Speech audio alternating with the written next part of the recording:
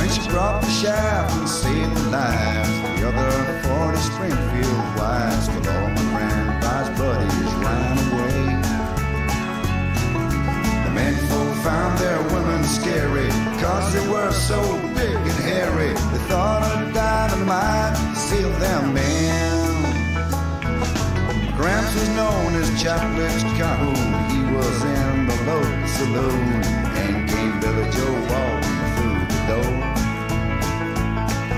They said they'd blown the golden nugget. My granddaddy said, oh, darn it, you buried my Dolores, my sweet little golden over, sweet son.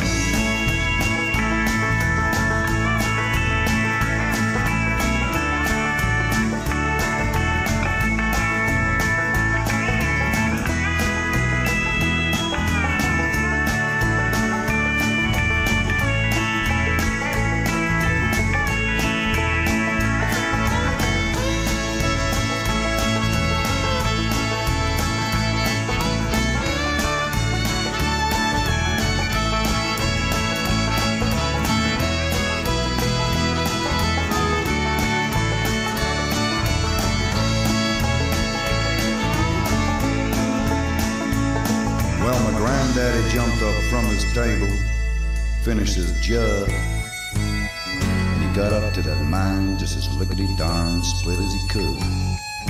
Stopped off to fetch a shovel, feed the dogs, brush his teeth, clean the john, and give his horse one final rub down. Cause a cowboy's life ain't easy, and a cowboy's life is hard. You can take him from the saddle, but he'll be forever scarred. But my grandpa was a man in love, called Dolores his prairie dove, and he told her that he loved her with every sigh. Cause she never once forgave him, even underneath the cave-in, but he knew she would forgive him in that gold mine in the sky.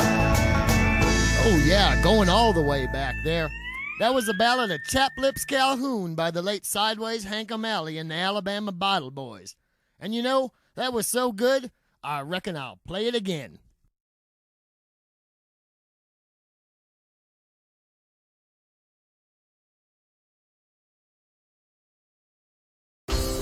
It's a little different on the surface. Maybe it's the way he acts or the crazy fact that his dad passed away last May from a heart attack. He already feels alone and confused, and to top it off, he goes to school and gets abused. I am smarter, I am stronger, I will take it no longer. I have feelings, I'm a person, I will live life with purpose. I hide and sat alone every single day at lunchtime. Then came the rumors, whispers and gossip. She was too bothered to focus on topics. Grades started dropping, running out of options. Kids said she was better off in a coffin. She started to believe thoughts evil as these, struggling for a reason to breathe. One night someone put a picture on Facebook of a cow. It said, this is how Shay looks. She read it with the tears streaming down her cheek. Then she went to sleep permanently. She drank bleach. I am smarter, I am stronger, I will take it no longer. I have feelings, I'm a person, I will live life with purpose. When you see a fellow classmate treated in a bad way, stand up for him and support him like a back brace. No sad face, opposite emoticon. I know it's tough, but you gotta keep holding on. You feel like you wanna burst like a soda pop. He wasn't raised right, he doesn't know to stop. Part of growing up is treating folks with respect. It's not a talent to speak with a vile dialect. I'm not saying I'm perfect, there's things I regret, but I can do good with all the time I have left. I speak the truth, and I believe in you. If you're not willing to change, get up and leave the room. I gave you a chance, take your evil demons too. But as you walk away, this is what we say to you. I am smarter, I am stronger, I will take it no longer. I have feelings, I'm a person, I will live life with purpose. I am. All right, guys, now that we've learned about bullying, I want to share some alarming statistics. As many as 3 million women, okay, have quit video games because of bullying. Probably. We can't prove that. We don't have numbers to prove that, but it's probably true. Okay, guys, so I need you to go to bullyhunters.org. Notice that that's no longer offline. And then go look at the Statements by Steel series the other sponsors that said we had no idea that this was going to be the patriarchy's responsible. It's so good. It's so good. They might sue them. That's the best part. All right, so here's what we're doing today. We're going to play a couple of garbage games. And, then we'll see what time it is. And maybe we'll watch Fiddler on the Roof, the high school production of Fiddler on the Roof. Because I think if you're going to watch a classic play, the best way to do it is to watch high schoolers do it.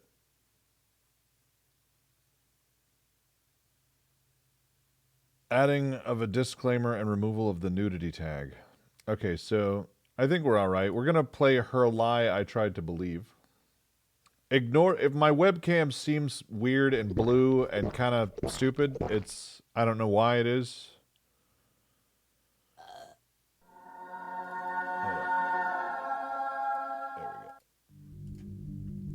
This game contains disturbing subject matters and might not be for everyone. If you're an emotionally sensitive person, you may not want to go through with playing this.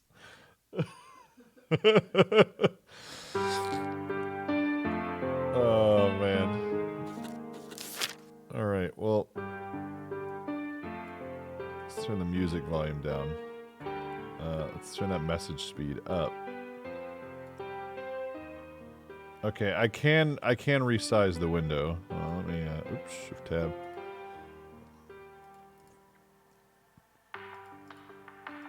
I just gotta turn some stuff off real quick.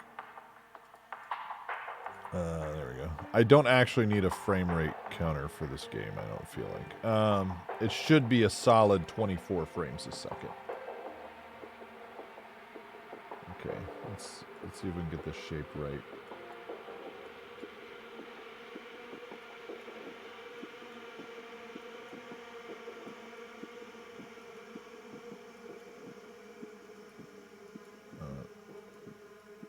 Just one pixel. There.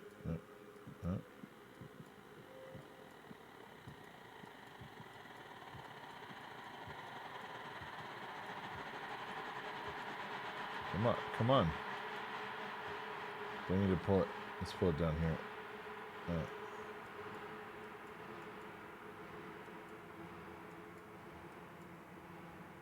Did that? You know what? I think we're just gonna have to deal with it. What is this game? Hey! 8 months of Tier 3 Disciple. You're a beautiful man. You're a beautiful man. So, turn my music down a little more.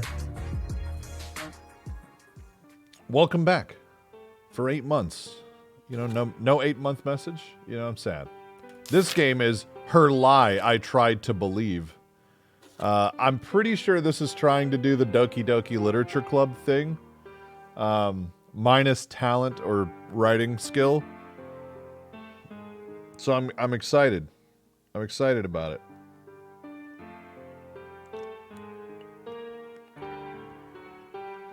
That's just not as good without the whipped cream. I wonder why I didn't notice at the time the meaning behind all of this. Now that I understand it, I can declare with certainty that my life would have been completely different had I seen through it sooner. Was I too insensitive? Or maybe I simply wished I didn't really understand. No matter. Maybe you will see the truth where I couldn't.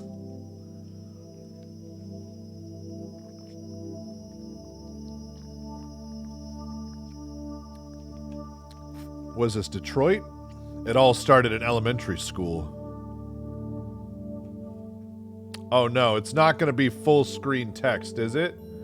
Oh no, he went actual visual novel. You never go full visual novel, guys. Hold on, I didn't actually turn off the frame rate thing. Where is it? Oh, okay, that was the problem. Off. There we go. Not middle school nor high school, but elementary school. Just to tell you how long she's been tormenting me. Yes, a girl. It is always about a girl, isn't it? Couldn't have been a rivalry between boys. No, it needed to be a girl. This is her lie I tried to believe. Fuck! I'm already on board. I'm 100% sold. There's no predetermined time to mark when exactly this happened. It just kind of turned out this way, I guess. The moment I laid eyes on her, I knew I would hate her. Yes! Yes! Go! She was tall. Well, not tall, but still taller than me back then. You know how it goes. Her hair was not very long. Boyish would probably be a good way to define it. But again, this wasn't such a surprise during that time. Her strength must have been similar to mine even. Her features resembled most of the girls. She wasn't special, that's for sure. She had brown eyes, black hair, a cute little girl, and it stopped at that. Just that. What? Yet there was one thing. Only one simple thing that separated her from the rest of those pure girls. Her eye. Okay, her eyes. That was alarming.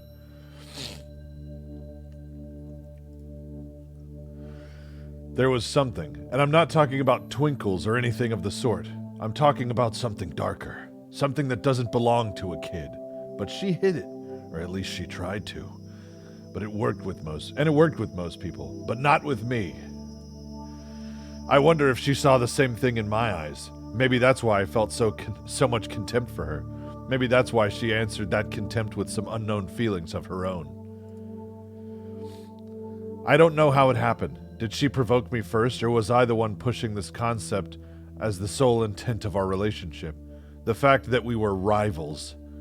I think it started because she was beating me at running. She was beating me at pretty much everything, really. Running is the one he's the most pissed off about. I mean, she was beating me at everything, but goddamn, but I think running was something more perceivable. That's why I felt it weighing so much more on my mind. To be beaten by a girl. And it wasn't that she had a talent for running or whatever. It was simply that I was mediocre. And it would have probably been all right with me if it weren't for that smile. This one. Right here. That area. That smile. Always teasing me so brightly. So brightly so. And it wasn't that compelling either. I mean, more often than not, she would be missing some teeth due to growth, so... But again, I don't fully remember why she said, wait, why we just changed subject? But again, just getting back on topic. Not about her teeth. I don't fully remember why she started doing this, but every time she finished before me in a race in PE, she would always look at me with that smile and say, better luck next time, Tim. Fucking Tim. How's it feel to be second place, cuck boy? For me, it was the greatest insult. For a boy who tries to distinguish himself from the others in an environment such as elementary school, to be beaten and laughed at by a girl, there was no way I wouldn't take it personally. So I made it kind of my life mission to beat her at every opportunity I'd get. Is that going to be Heather's? Yeah. John Waters is lurking just off screen, ready to pop in and go, it's the 80s! Don't fuck anybody unless they're on meth! But sadly for me, I was just an average guy. And while she was wait, hold on. Let me go back. That sentence is retarded. What's up, killer? And while she was an average girl, she was still slightly better than I was. Let me run that back. I think for her it was simply a game, something to put a smile on her face or to feel proud about. Seeing me fail and looking so irritated by that fact, she might have thought I was also amusing myself somehow.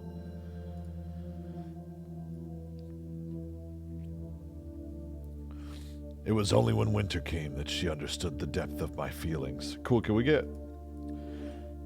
Oh man, look at those circles going down. You guys ever seen perfectly circular snowflakes? We were playing King of the Hill on a snow mountain with a couple of kids. I said we, but we weren't friends or even really acquainted with one another. We knew each other's names, and that was that. Maybe it made even more of an impact because of this. What? Like, he doesn't get to the point, right? He doesn't get to the point. He tells you why this mattered before telling you what happened. Something bad happened, and maybe I'm upset about it because of other reasons that I'm going to explain to you before I say what happened, for minimal impact. Because no one was really playing aggressively. We were just kind of pushing each other out from the top of the mountain to claim it our own. But when I saw her, that girl, climb to the top of the mountain and try to take even this fleeting achievement from me, I just kinda snapped. Why does he say kinda and then like nothing else is colloquial? Like, mere children, brushed by the taste of youth, faintly glimmering in the sun like so many snowflakes before they melt. I kinda felt like she was totally a bitch. Anyway, I remember thinking, this is mine. You won't take it away from me. I am Tim, king of the mountain. And she didn't. She didn't because I grabbed her with all my strength and threw her to the bottom of the mountain, directly on hard ground. Got her. It must have hurt. It must have hurt really bad, but my thoughts weren't there. I was completely euphoric. It's a tip of the fedora. With the idea that I protected what was mine. That I was finally beating her at something. I guess our strengths really were no match after all. And Makoru, welcome back, man. Thank you for sucks. Killer, you were in Vegas for too long, bud. Maybe I'm upset, but then again, maybe I'm not. It wasn't clear at the time, but it would be. It would be eventually. It's setting up everything. Yeah, this is all foreshadowing. It's Jesus Christ. Thank you for sucks. I only lost $150. It wasn't that bad. You got to get better at gambling. 6 days in Vegas is 4 days too long. I mean, I think everybody can kind of agree with that. You know, it's not like you go to Vegas and you're like, I'm going to go around and eat at all the buffets and experience the wonderful nightlife of, you know, dead-eyed magicians doing shows at 2:30 in the afternoon.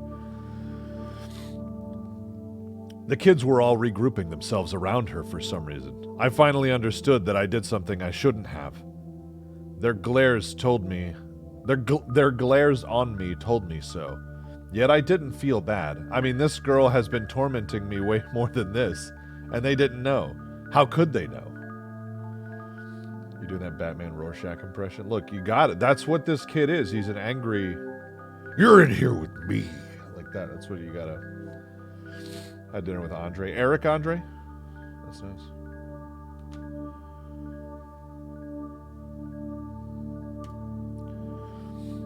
Finally, the girl, Cassandra, we got a name now, got up painfully from the ground. Oh, Grey Torp. Oh, yeah, I haven't seen Grey Torp in forever, dude. What's he doing? Is he still doing esports shit? Because I don't follow any scene at all, for that matter. She didn't cry. She didn't try to stir up compassion from those around her. No, she simply looked at me and smiled. Oh, she's frowning now. Uh-oh, looked at me with those eyes. Those damn eyes. Oh, that's good, dude. Yeah, he did poker before. Like, I remember he was a big poker player back in the day. Like, not... Was he ever popular? But yeah, or pro, I mean. But yeah, he, I remember he played a lot back in the Scrap Crap Tuesdays. There's too many, like, I wasn't sure if you typed Andre or Specialize. Is that the Run It Up, dude? Yeah. Oh, Jason Somerville.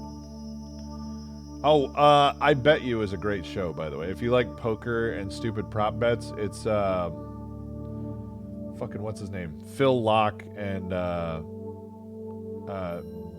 Esfandiari. Anthony Esfandiari. Which is great. Yeah, dude, all the poker people I've ever met have been super, super solid people. She used a Sharingan and copied my technique and pushed me down from the hill. That's when I knew she finally understood how I feel. That's when I knew she finally started hating me. Why don't you just put your finger in her butt? God damn it. She became serious. That rivalry I thought we had was nothing more than normality for her. So by seriously trying to beat me at everything, she became one of the best students in our class. So he did. Tim cucked himself. Good work, Tim, you piece of shit. I could say some stupid shit, like I wanted her to become this way because I knew she was faking to be someone else. But that's clearly not the case. The only reasons I ever had in wanting to crush her were simply juvenile, immature ones at best. I don't think she was fake before by any stretch of the imagination.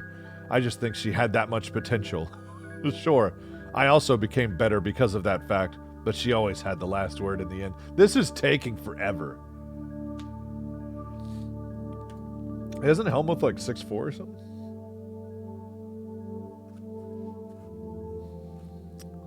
The poker brat. And her smile changed too. There was no longer this faint warmth emanating from it. It was cold, like this thing I thought I'd once seen in her eyes. She finally looked at me the way I always looked at her. I guess I opened her eyes, and then she then saw me for whom I truly was. Wait. Is that right? I don't think that's right. I didn't feel bad. I don't feel like plotting the sentence out in my head to figure out if it's right or not, but it doesn't feel right. I didn't feel bad about it. At least I thought I didn't. If I had any emotion back then, it was probably numb by this excruciating feeling of being humiliated. Metaphorical humiliated. Not real humiliated. Metaphorical type. Also, she stopped saying her usual line when beating me. She continued saying something all right, but it was no longer that line. Instead, she just said something like, "Are you even trying?" And she would say it as often. So she's just a video game character where they only recorded one line. Oh man. And she would say it as often as she could. It was no longer simply when we were running against each other, but also during our academic reports and even during luck-influenced games. Can't believe that. She beat him at luck-influenced games? Like backgammon. You didn't realize backgammon tournaments were a thing? Come on, dude. Backgammon's the original. You know what I mean? It's the OG. That's how you lose money. You go to the tavern, you play backgammon. My elementary school life ended with an extremely bitter aftertaste. I became the laughingstock of my class, and I somehow helped Cassandra become even better than she already was. What's the point of this? A complete defeat indeed. But there would be other I don't like our guy. He's a dickhead. But there would be other chances for me to prove my worth. I knew there would. A chance to crush her, that is. A chance to crush her. Okay, sorry. Middle school brought some changes with it. Well, not right away, but in the second part of the first year for sure. Oh, god damn it. Yeah, this is the whole game. That's why I was really upset when I opened it and it was just novel. This is what was, if you want to talk real specific stuff, this is a visual novel. It's not the other games are they're in the visual novel genre, but usually they're called galgay, or they're kind of a subgenre. When you hear somebody in the classic sense talk about visual novel, this is what they're talking about. It's literally a novel with background pictures and occasional flashes of art. Yeah. When do you start shooting zombies? I think we're probably going, if we consider the classmates at our school zombies, I think we're probably about 20 more minutes of that chick beating us at shit away from shooting zombies.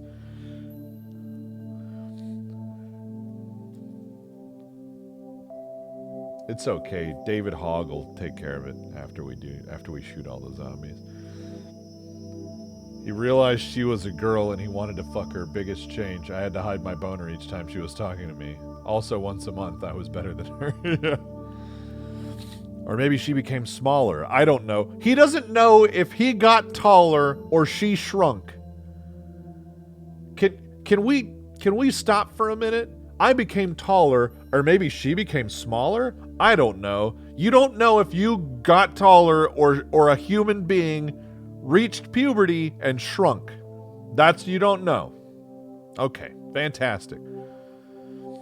She was the sole thing I ever set my eyes on. She became my reference when it comes to any kind of physical changes, and apparently, I'm retarded. I couldn't hardly believe it, yet it was something anyone could have predicted. Me becoming taller than her could have predicted? I don't know if it's so much predicting as like eventuality. Like, yeah. Anyone could have predicted that I would become taller than her, a girl. Like, yeah. I mean, 9 times out of 10, pretty much.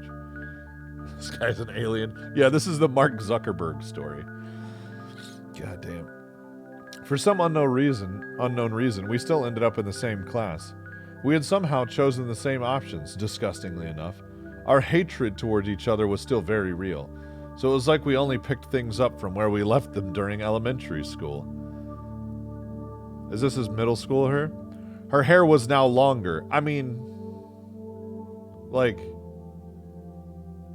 is that how he thinks hair works? She started little by little to take up shapes which made her body no longer regarded as one of a kid anymore.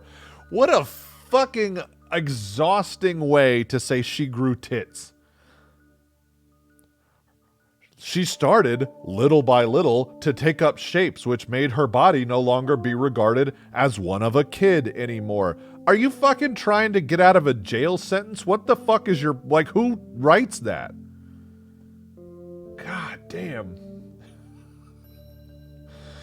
Even I could see how beautiful she was becoming, yet I was still repulsed by her.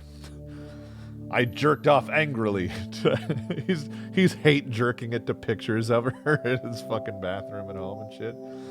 Ernest Cline would write that. He would. This is just Ready Player One psychotic prostitute edition or whatever.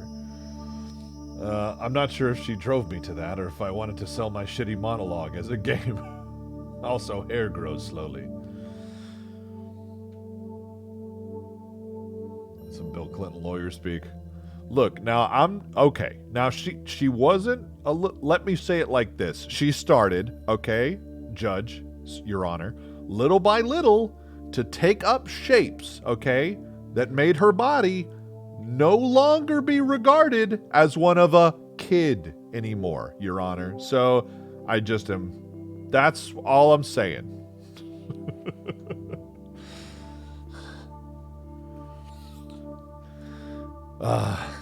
Likewise, I changed in a drastic fashion. I became taller. I gained some mass along the way. She began to become shapes which no longer were kid-esque in definition, and I gained mass. So either I'm fat... Oh, I gained mass along the way.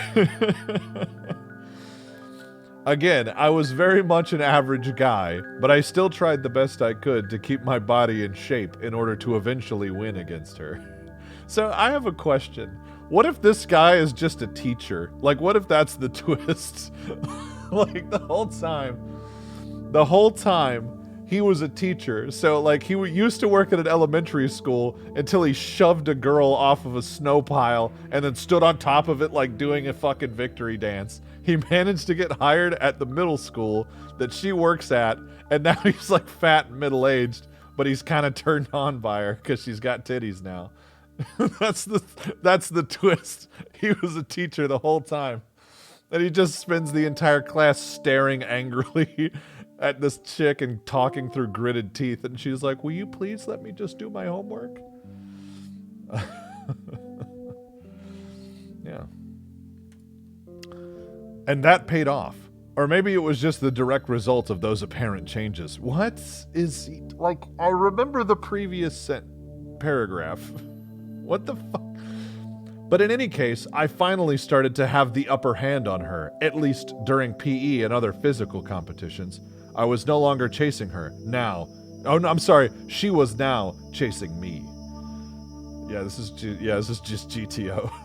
Rewritten. It's the same quality. Can you at least show a bit of determination? That was my line. She would say, are you even trying? A human sentence. And then he would say, can you at least show a bit of determination? Yeah. Have at you. That was my line. What a joke, really. Couldn't even think of anything clever to say, so I just stole her line and made it my own. No, I think her line was still better, actually. And I wouldn't stop at that. I wanted my back to be as far in front of her as it possibly could. Back to the gym. So I decided to start playing basketball to build up stamina and keep my body in shape.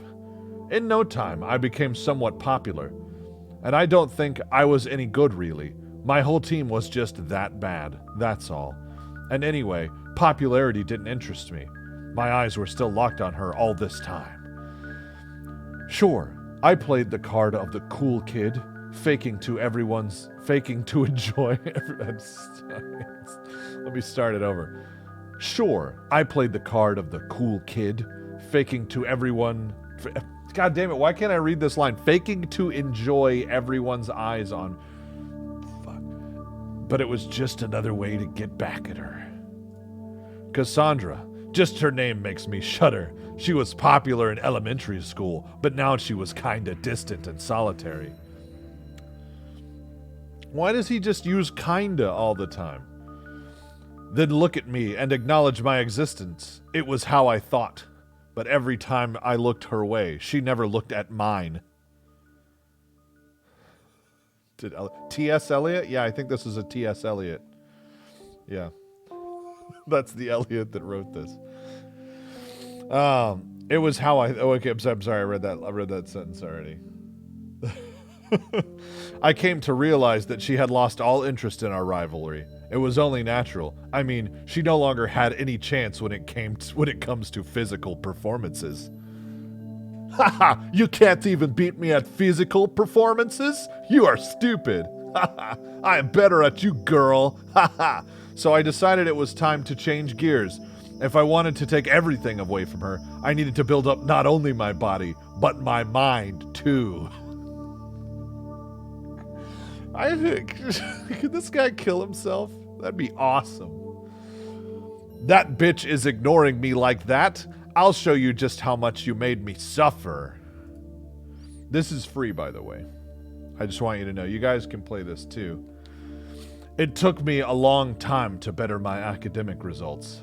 A long time indeed. It was all but natural to me, so in the end, I had no other choice but to drop the basketball team in order to focus on my studies. The 2 years of middle school ended, what? But she was still, wait, isn't middle school 6th, 7th, and 8th grade? How many years is middle school, guys? It's 6th, 7th, and 8th grade, right? And then high school's 9th, 10, 11, 12. Did you guys do middle school wrong, where you're from? Where is middle school 2 years? Yeah, 6, 7, 8. Yeah, it's 3 years. Okay, Rex the weirdo. Everybody pick on Rex. Everybody pick on Rex. The glimpse of darkness that I once saw in her eyes was now the only thing persisting to be seen throughout her features. What? It's usually 6, 7, 8, but there are schools that do 5 through 8 for middle school as well. What? No, you 5th grade, you're like 6 or some, I don't know, some age. You're some age that's lame.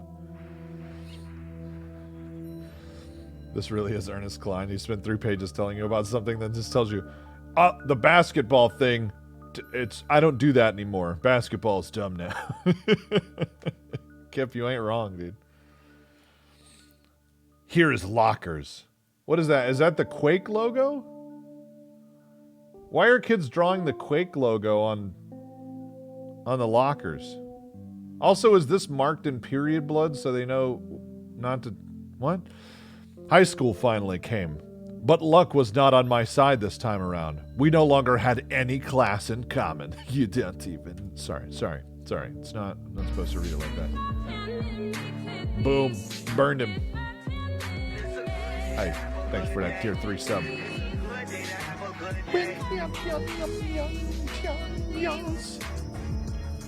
There we go. R-W-R-E-K, weirdo. Rabba-U-R-E-K, weirdo. Good job, text-to-speech. You killed it. Thanks for that tier 3. Luck? I wonder why I looked at it this way. Probably because tormenting her gave me so much satisfaction. It didn't matter, though. I could still compete with her in the midterm exams and the likes. All I needed to do was keep on my studying until I felt completely satisfied with my results. Sorry. My popularity had already degraded, almost to the point of being called inexistent. Let me just look up a word real quick on the internet. Is that right? Apparently, inexistent is a legitimate version instead of non-existent. Apparently, you can say that if you're fucking foreign and you're trying to write a visual novel. What is word for not existing? It's inexistent. Yes, sounds good. I look it up. Yes, it appears in the dictionary. I good at put it in my novel. Yet there were still girls that confessed to me from time to time. This is some real wish fulfillment shit. Every time I would turn them down, though. If I had time messing around with girls, I probably had time to study even longer than I already was. You guys.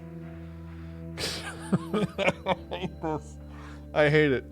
Oh, he spent all that time telling us that he could be popular, and now he tells us that he's just unpopular again. But he is still popular with girls. Not to even have time for study if he did sex on them, but he won't do that. This word leaves my speech in existence. At least that's how I tried to keep myself focused. So, you understand how I felt pretty stupid when I first saw her with a boy. Until then, she didn't seem to show any interest in the opposite sex. I wonder why it changed now, of all times. I wonder why it changed now, of all times. Sure, she was quite good-looking. Isn't that just one word? I guess you could probably hyphenate it. She was a lot more feminine than when she was younger. No wonder she would be popular with the boys. But with how long I've been watching her, I couldn't think of it any other way than why now of all times? Exclamation point first and then the question mark. Disgusting and incorrect. Feel there should be a Dutch angle. Yeah, this should all just start to turn. The whole background should just start shifting. I was mad. I was disappointed. I felt humiliated. So does that mean she doesn't need to study as much as I do to beat me? Is that what she's trying to say? Exclamation point first and then the question mark? This made me put even more effort into my studies. This made me put even more effort on my studies. There's no way it's going to end up the way you want it to be this time. Oh, shit. Holy shit, that sentence. Holy fuck, that just went everywhere before it got to the end, didn't it? There's no way it's going to end up the way you want it to be this time. Was this like a fucking 1990s anime dub? Holy shit. Ha! You think you've got me, but there's no way it's going to end up the way you want it to be this time. Ha! Sasuke! Sorry. I was sure that I would crush her during our next midterms. So you can imagine my surprise when I actually did. Wait, you were sure? So yeah, I can't imagine your surprise. There was no surprise. You were sure you were going to do it, and then you did it, and there's no need to be surprised. Now time to kill her boyfriend and lock her in the basement. Kidnap boyfriend and rape him somehow for dominance. I like that everybody's on the same page here. Then pee on him to mark him as yours. Yeah. If we don't do that, I'll be upset. The grades of the top 50 were displayed on a sheet of paper in the main hall of the school. Normally she would be in the top 5 while I would be in the top 10, but this time around it was reversed. How could this be? Exclamation point question mark. I was angry. I should have been happy, but I wasn't. How could I be? This wasn't supposed to be this way. There was too large a margin between the two of us. That was impossible. I mean, she's getting laid now, bro. I remember that right then and there, I looked around me, really pissed off. That's how, like, it just... I looked around. Oh, so mad. Oh, who is around me right now? I'm so angry, can't you see? Oh, the hallway seems to be empty. Oh, but I'm so mad about this paper. Oh, I'm a normal human, I shouted into the hallway and made sure people saw. Look at me, a human boy who feels emotion. That's when our eyes met.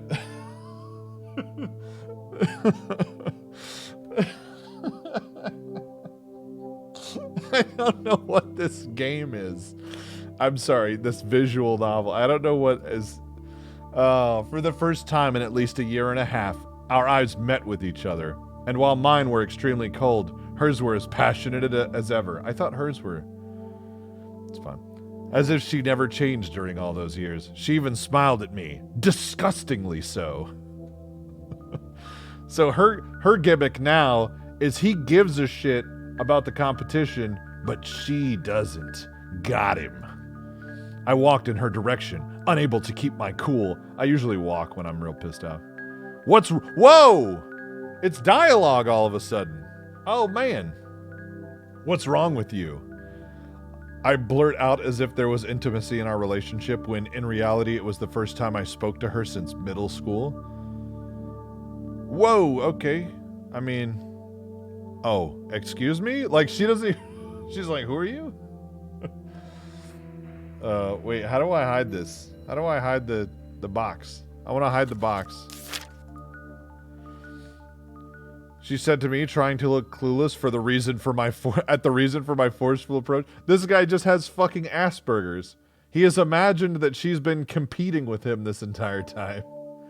He's just crazy. I want to look at this lower part of this picture because it's real. You know what I mean? It's a real problem. Can I space? No. What a great actress she is. As if she doesn't know the reason for me to be all worked up. Is this because of your new boyfriend? This is the first thing you've said to her in a year and a half? Is this jealousy I hear? She's doing this on purpose. I mean, maybe she is now. That seems like I wish she just had an insane reaction. Like, what? Who? I'm sorry? What? Don't fuck with me! Oh no. Oh no. He wrapped his weird thalidomide baby hand around her shirt. Oh man. Goddamn flipper babies. You let them go to school with the regular kids and this is what happens. I take a hold of her collar aggressively and look at her directly in the eyes. I hear others around us talking as though I'm about to hit her or something. Why would they think that? Just because I'm a crazy retard? I mean, come on. They seem almost scared of what I might do, yet she doesn't look scared at all. She reciprocates my stare and waits for my words. Now her boyfriend will show up and beat the shit out of him. Yeah, that's the turn this is gonna take. It's gonna turn into... Don't turn this rape into a murder, bitch. That's what I said. And then I realized I was still at school and not on the internet. Her boyfriend sucker punches me in the back of the head. I want all of those things to happen, but you know it's just gonna keep being this dude's weird masturbatory fantasy. He does. He's got that retard strength, boys. You can't, you know what I mean? You can't just let him do whatever he wants. What is it with this grade, eh? Are you not taking it seriously anymore now that you have a boyfriend? Is that it? Oh wait, grade. Not like their grade in school, the grade on her test. My grade? So you came to talk to me just because of my grade? Oh, she's pissed. Her eyes became stern. The inoffensive smile she once had on her face disappeared viciously. How does a smile disappear viciously? Make your smile and then make it disappear viciously. I mean, no, you just... She didn't do it. If that's what really happened... Tell me, why is it? Why is she changing all of a sudden? This shouldn't happen. She liked him the whole time. Why, you ask? I don't know. It just ended up that way. That's all. Don't give me that shit. I know you. You know what? She pushed me upon hearing my words. I lost the hold I had on her as a direct result. Well, thank God he defined why he lost the hold on her. It was as a direct result of the pushing. And it wasn't for any other reason. He did not lose his grip on her shirt because of, his hand didn't slip. He didn't get confused. He didn't lose muscle control in his arm suddenly because of perhaps a heart condition. He lost his hold on her as a direct result of the pushing. Just so we're clear. Moving on.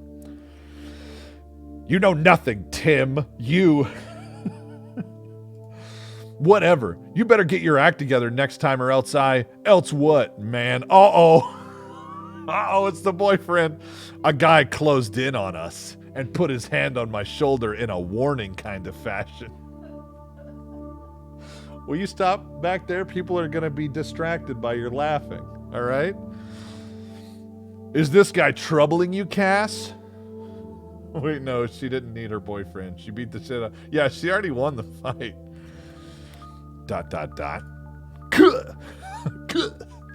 It's me, Tim.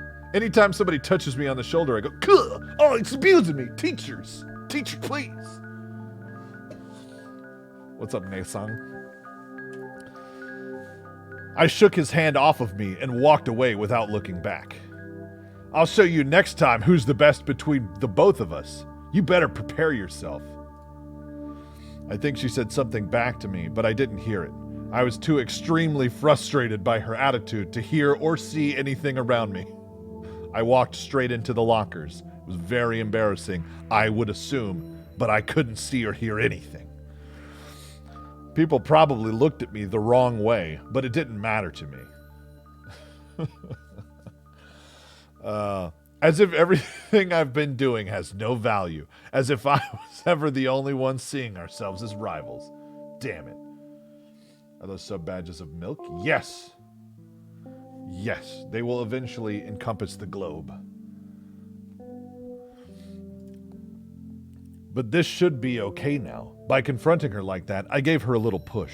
That's all she needs. I'm not a crazy person. Her pride will come out on top in the end. I don't want to lose this. I don't want to lose her. Uh-oh, it's getting... Uh-oh. I'll show her. Just you wait, Cassandra. How stupid I was, not understanding that the person I thought I hated the most was the one I needed the most. Is this what we call irony? Yes. Yes. That's Team Mega Milk for you. You know what I mean? There you go. Now you've got a sub badge. Right? Yeah, you get the milk. The milk. I had studied for the past 3 years on a multitude of subjects, yet I was so extremely clueless to the most natural things surrounding my life. It was only the next exam week that I finally realized the obvious flaw in my way of perceiving the world. Oh, he's growing as a person. That's nice. Cobalt, thanks for grabbing Amnesan a sub there. Enjoy the emotes. Fling them around the whole internet. You know what I mean? I was so sure of myself. Oh, for that I was. What? Okay, we're just going to skip that sentence. We're going to pretend it didn't happen. Let's keep going. There was nothing else occupying my mind during all of those weeks of self-study and cram school. Hey, and thanks for the follow, too. You know, welcome. I'll beat her fair and square. Last time wasn't a fair fight. She had purposely neglected her studies for something as stupid as love, but now will be different. I guess it's probably because of my obsession with my studies that I hadn't yet noticed something so important, something that I shouldn't have missed. In front of the piece of paper which numbered out the best students, I searched frantically like a madman for something that was definitely supposed to be there. What character growth? Give it a minute. Yeah, he's going back. Not there, not there, not there. Not even there. I mean, you could at least put a piece of paper in the background. You know what I mean? Just scribble. What the fuck? That's impossible. She must have changed her name or something. This can't be happening. She went to sleep permanently. She drank bleach. No matter how many times I look at it, I was forced to conclude the same thing over and over again. Did she kill herself?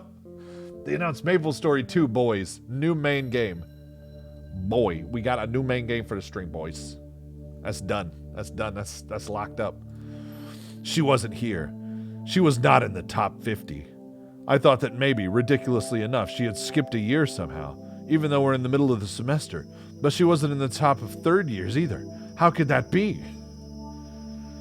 She went to straight permanently. I need to get that I press the button and play that.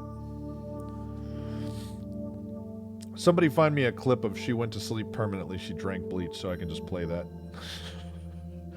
I went directly to the ones in charge of those stupid lists. They probably had made a mistake, useless as they were. This really does sound like an Ernest Cline write. It really, really does. Like, it's just this unnecessarily confident in himself, but like super everybody else is an idiot type of character, but that's being written completely, you know? Yeah, she's teen pregnant. It's that or she killed herself. That's where I heard something preposterous. Something so fucking ridiculous that I had no choice but to snap back at them and insult the lots of them. Oh. Everything's fine over here. They told me, and this with the most serious tone there is, that she had quit school a month and a half ago. A fucking month and a half. Yeah, you're not a very attentive guy. So while I was uselessly, obsessively, foolishly trying the best I could to surpass the girl that I thought was my equal, she was messing around, probably with boys or whatever, and didn't think of me even as worth the effort. She transferred school because some maniac assaulted her in the hallway.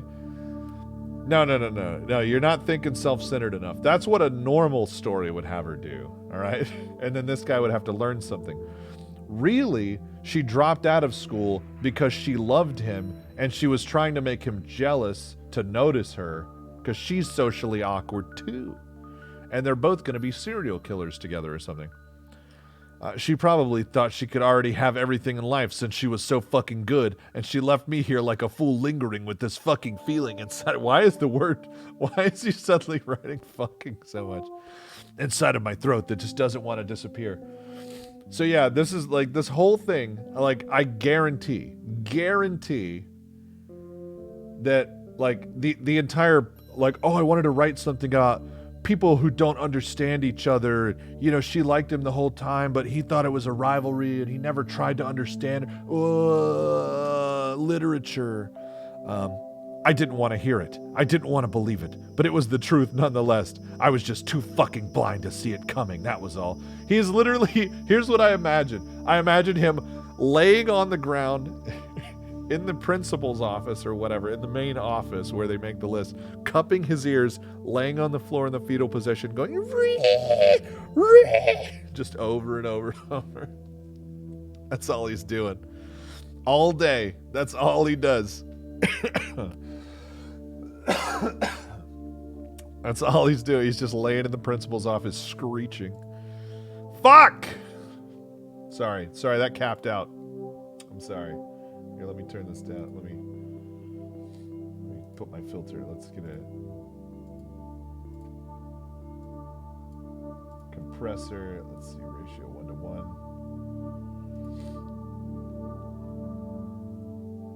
Noise gate. No, that's not what we want.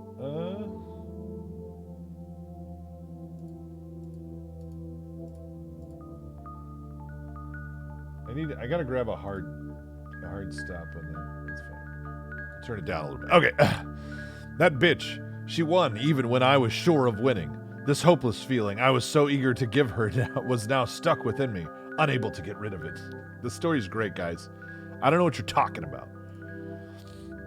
She was no longer someone I could go head to head with, since she had given up entirely.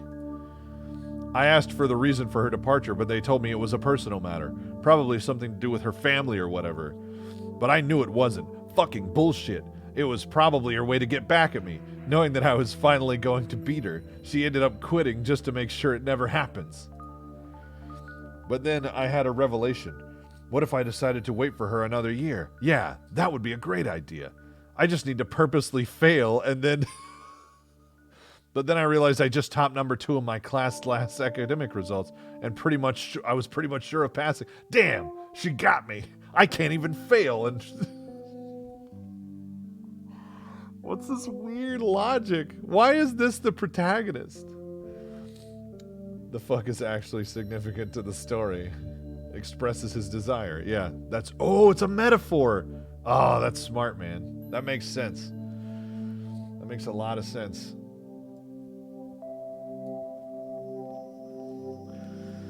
This was over. I had lost the one thing that was keeping me going. For some reason, I seriously wondered what I was going to do with my life now that I lost all interest.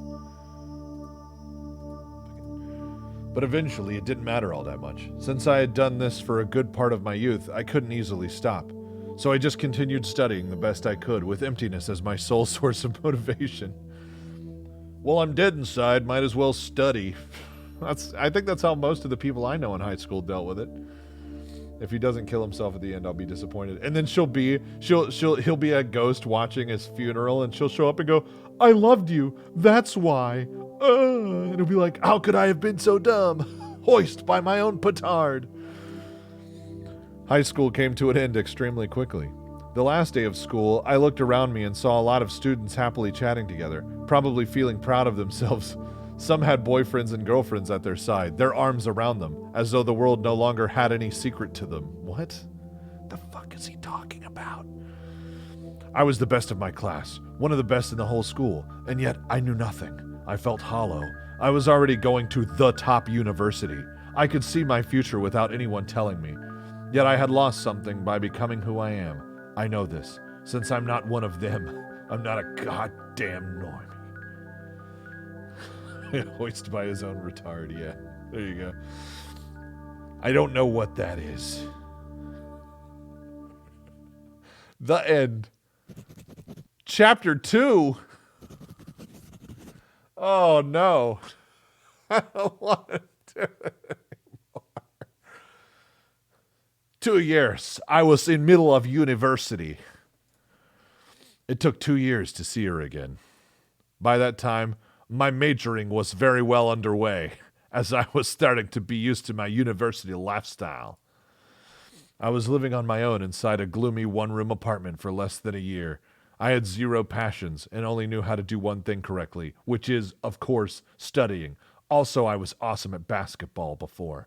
As if I was the subject of a curse as if I was the subject of a curse a long time ago. Just, come on, you know? I wouldn't be surprised if we find out he's cold-blooded and has scales.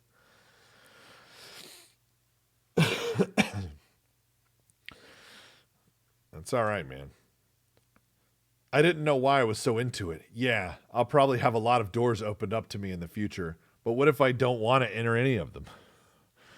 I have no motivation to climb up the ladder, and surely wouldn't know what to do with all the money being thrown at me. It's like it was written by a middle schooler who thinks that's how life works. Like, it's so insane. Of course I'm good at studying, so people are going to throw money at me because of my smartestness. And in the future, doors are going to open. That's just how it goes. You just get your university degree and then money. But I guess this type of attitude could attract some people, as if they know talking to you would inevitably boost their own self-esteem. That's how I made my first friend since, well, have I ever had a friend before? Well, it's not as if I was seeing him as a friend either way. He was in most of my classes during high school and took that as an opportunity to start socializing with me during our courses together. I went with the flow, finding my own amusement in his somewhat carefree demeanor. I just thought real hard, and then I was great at everything. And then all the world worked out. It really is. Again, this might be Ernest Klein. He might have written this. That's when one day, out of nowhere, he decided to invite me to this. I don't remember how it is pronounced. I can't call it a date. I can't remember how it is pronounced. I can't call it a date. A group date, maybe? Fuck it. Anyway, it was this thing where a group of men and women of the same age, and logically of the same number, meet with each other for almost the first time in an attempt to find love. Why does he describe everything like a fucking automaton who's learned to think? Like, God damn it. It was this thing where a group of men and women of the same age, and logically the same number, logically, obviously, don't be a stupid. What if it was different time of number and then can't have many people get together in pairs? That's what I would go for. Oh, Jesus. It was obviously a cheap excuse for trying to find somebody to empty your load in, but whatever. To the point I was in, it didn't matter all that much. Trying to fuck someone was, as most of the men my age, any age really... I gotta start this sentence over because I don't know what's happening anymore. Hold on. Let me just go back to the beginning of the sentence. Let me just try this one again. But whatever, to the point I was in, it didn't really matter all that much. Trying to fuck someone was, as most of the men my age, any age really, one of my priorities, even though pretty much inaccessible.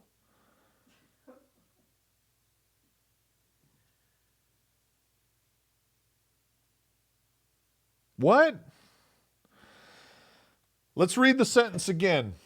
Okay, guys? Let's read the sentence again. We're gonna figure this out, okay? We're gonna figure this out, okay? Trying to fuck someone was, as most of the men my age, any age really, one of my priorities, even though pretty much inaccessible. I think I've got it. Trying to fuck someone was one of my priorities, comma, even though it was pretty much inaccessible to me. However, most men of my age and of any age, men have fucking people as a priority. Okay? That's what he's saying. Let's move on. I didn't get out of my way to try to have sex, and that's probably the reason why I had the zero sex life.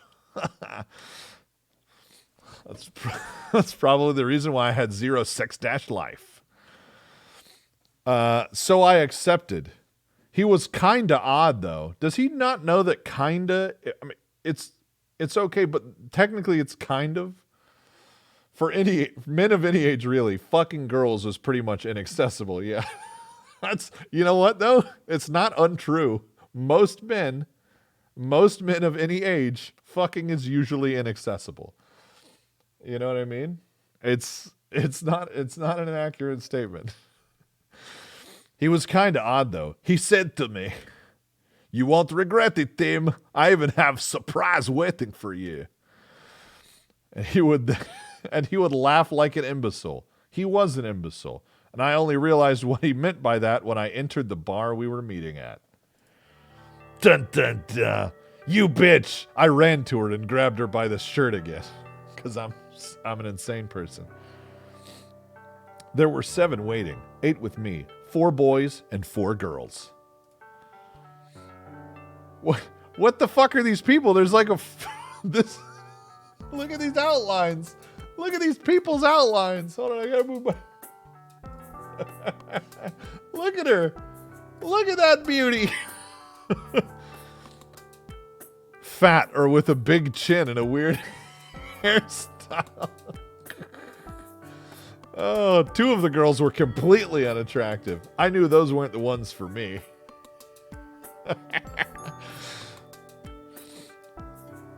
One of the others...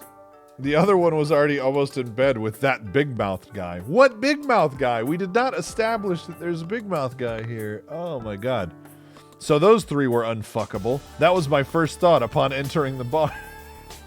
I mean, they're fuckable. What's this music?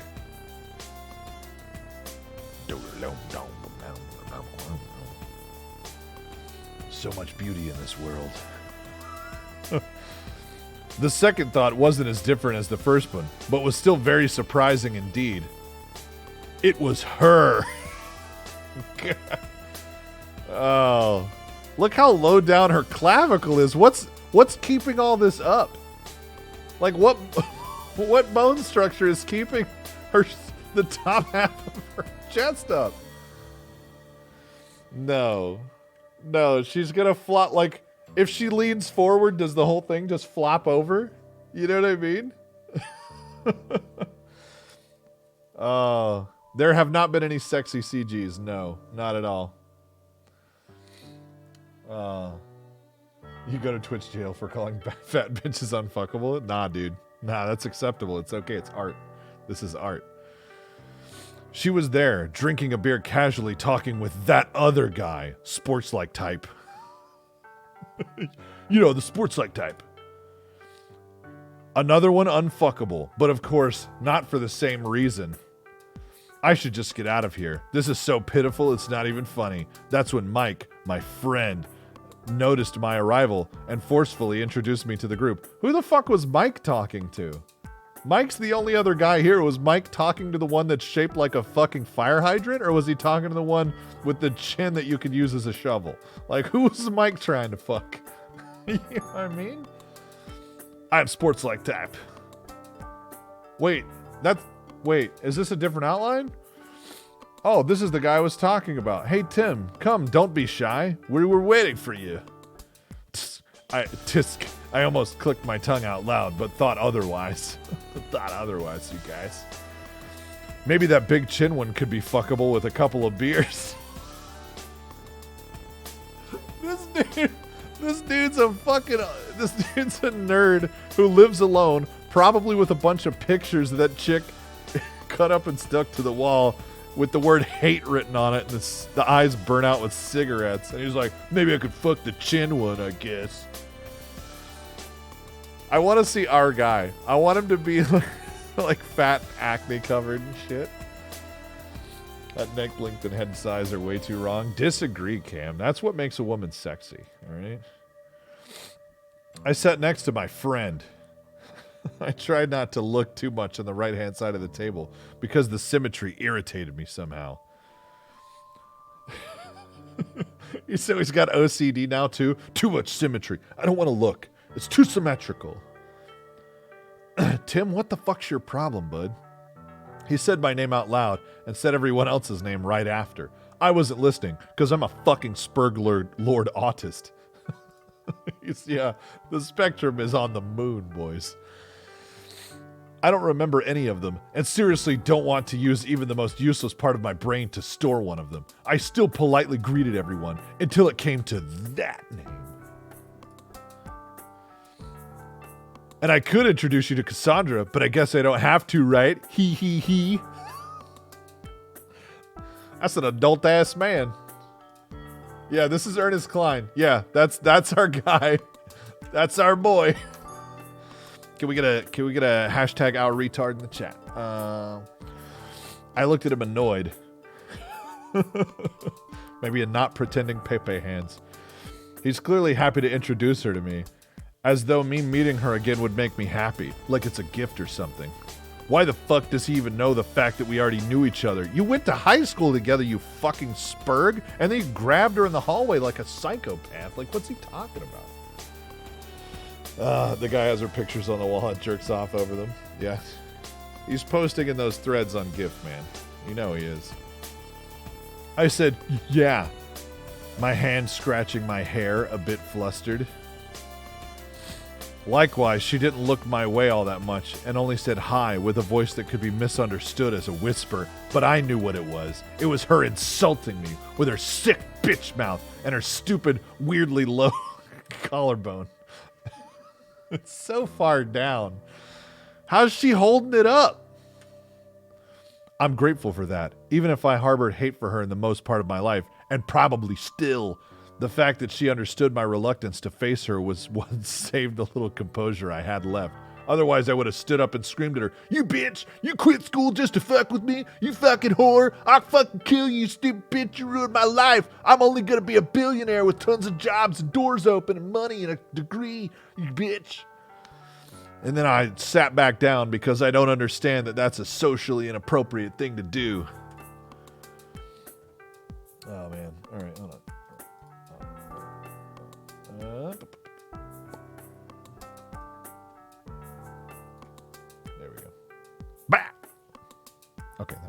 That's probably good. It was just that in the heat of the moment, I didn't know what to think of. I didn't even understand the feeling that I had for her anymore. I hated her for a long time. That for me, it was as though she wasn't even human. And the fact that she disappeared completely from my life at one point, my mind only assumed she was dead. Are they out of high school? Yeah, they're in college now. Okay, boys, they're about to fuck. This is where it goes. So a non-human, presumed dead, looking so lively and joyous was only natural, and I was baffled a bit. At which point, it's 20 in Japan, I'm pretty sure. 20 is the age of majority in Japan. That's when you can vote and I think do everything else.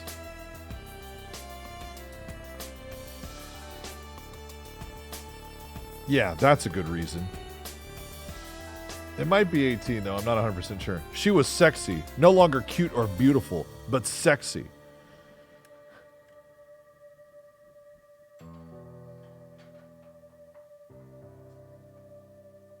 All right. She had a blue shirt which underlined, well, her overly seductive forms. Her overly seductive form. It underlined her forms, the ones which were used for seducery. All right. Orient is a slave name. Is it slave name? Nah, it's all right. That's all right. It just means east, you know? A black skirt that I couldn't see very well due to the table, and her hair was loose and ended a bit under her chest. You don't need to tell us that. Like, unless that's going to come back later, like she's hiding a penis or a knife or a gun under the skirt. I don't know. I tried not to look at her, but it was hard when surrounded by ugly girls. I know that pain, man. Jeez. She's a good match for him, seeing as how neither is human, yeah. I still did what I must and tried to hook up with Chin Girl in front of me. After an hour and a half, I was at my fourth beer and the first couple decided to finish the night alone. This made things a bit complicated. Now there were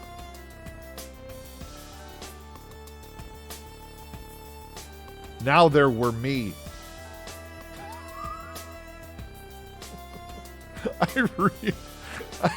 I really love this game. I really do, guys. Now there were me. Okay, I know there's a comma there, but I just like, now there were me. The fat girl. Say the Chin Girl. My friend. The big... Oh, shit.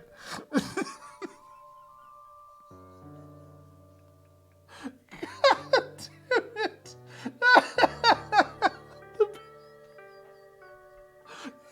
Oh, God. All right, I'm good. Oh, shit. The big shit. That fucking drawing. Oh, God damn.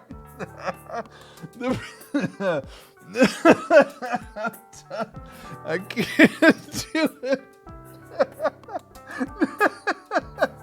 Oh, it hurts. Oh, it hurts. God damn it. The big shit.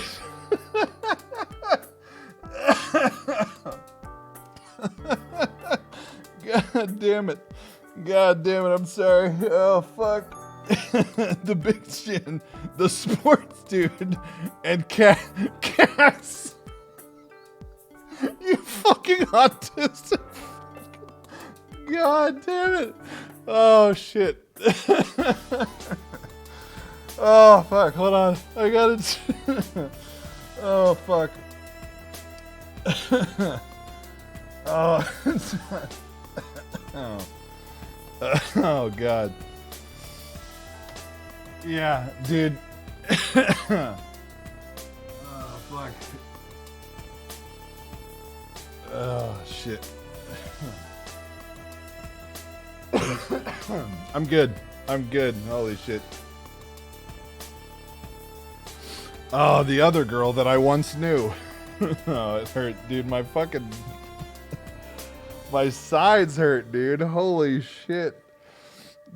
The big chin. Oh. So, this game is so autistic. It's fucking amazing. I'm gonna link that over here. You should have linked that in chat, man. Hold on. That's fucking...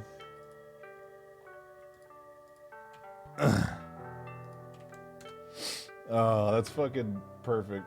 The zoom in. The big chin. Oh. This game, dude. Oh, fuck. So it was obviously becoming harder and harder to actually not interact with her. That's when the phone of the girl in front of me, chin, started vibrating.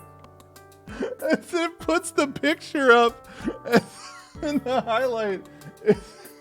It's just... Oh, it's fucking... Chin. I wish that flashed on screen every time chin showed up. Like every time I got to the word chin, it just flashed that fucking... Remember like it did with her eyes in the beginning of the game? Just do that, but with the chin section of the sprite. She became kind of hysterical by the, I think it was a message that she received on her phone. Like, what do you, like we give a shit if it's an email or not? God damn.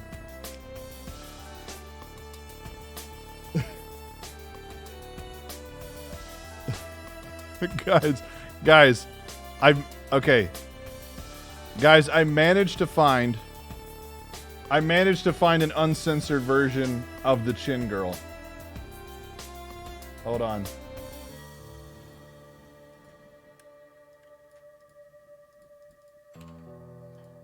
Here we go. Are you guys ready? I found it. Damn it, it's so fucking small. God damn it. God damn it. Why can't I zoom it in? Oh, well. I could have made it an actual picture, but that takes too much work. All right, back to the game. All right. She said a couple of words to the fat girl seated next to her and then took off. The fat girl looked at me a bit awkward and said, "Sorry, her ex just texted her so." As if it was the most understandable thing in the world. So that ugly chick just dumped me for a guy that flushed her a while ago. That probably flushed her? Jesus Christ, dude. Jesus fucking Christ. I was depressed, but not for her departure per se, obviously. At least the alcohol started to do its work. That's when everything started to turn into the wrong direction. My friend, who was seated on my left in front of the fat chick, was now seated to my right. The sport dude who once chatted with that girl was now enjoying his time with the fat chick on my left. Wait, sports dude's a chubby chaser? I like sports dude, right? Sports dude's got some character. That's when I realized that my friend, without notifying me in advance, started a group conversation with her and me. That is so fucking autistic. Holy shit. Without notifying me in advance, he started a group conversation, even though he knows that even with my medication, I still have a very hard time participating in multi-person conversations. Don't know how to handle this. So I started screeching as loud as I could because it seemed like the right thing to do at the time. Fuck's sake, man. So where do you two know each other? Didn't Mike say we went to fucking high school together? Didn't they establish that Mike went to high school with us?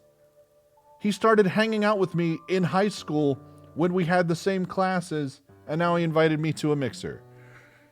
We all went to the same fucking high school. I did not assume that. It said Mike, a guy who'd started hanging around me in high school, didn't it? I'm 90%. Hold on. Text log. We're scrolling it all the way back.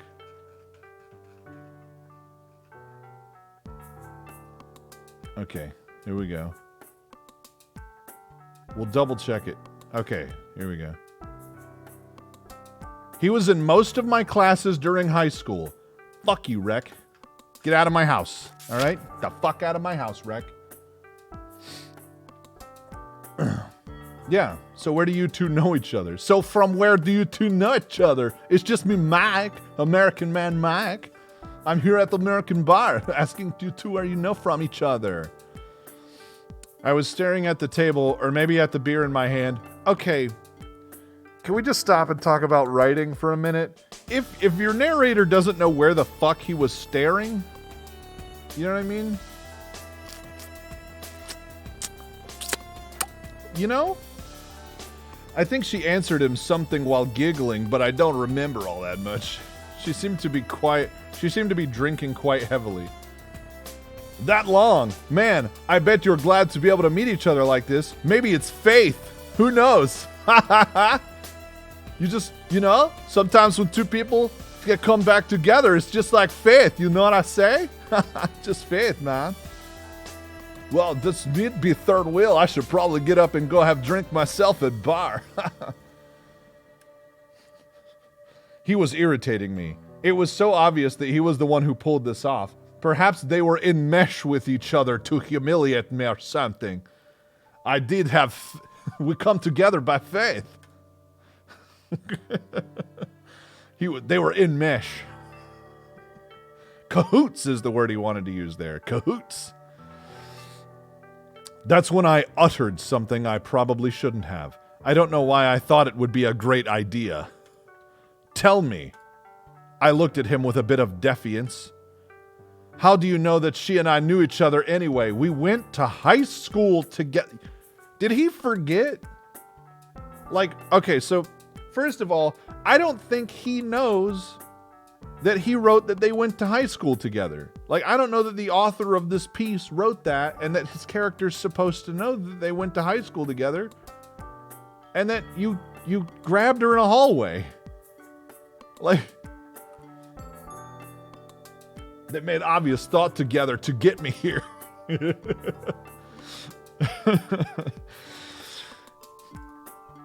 I looked at his every change in expression. I probably thought he would be confused, unable to explain himself properly, but that wasn't it. He was surprised that I didn't know the reason behind it. Come on, man. Everybody in high school probably knew about it. Don't you remember? That nasty girl with her friends who were starting bad rumors about Cass because she just quit school? Ah. Fuck. Now I remember. Oh, heck, man. I did forget about high school together when we went there. Oh, man. I remember still. I remember still. You were so ruthless. You walked up to those girls and started insulting the shit out of them. About how uneducated they were. How they were wasting their time and had no future.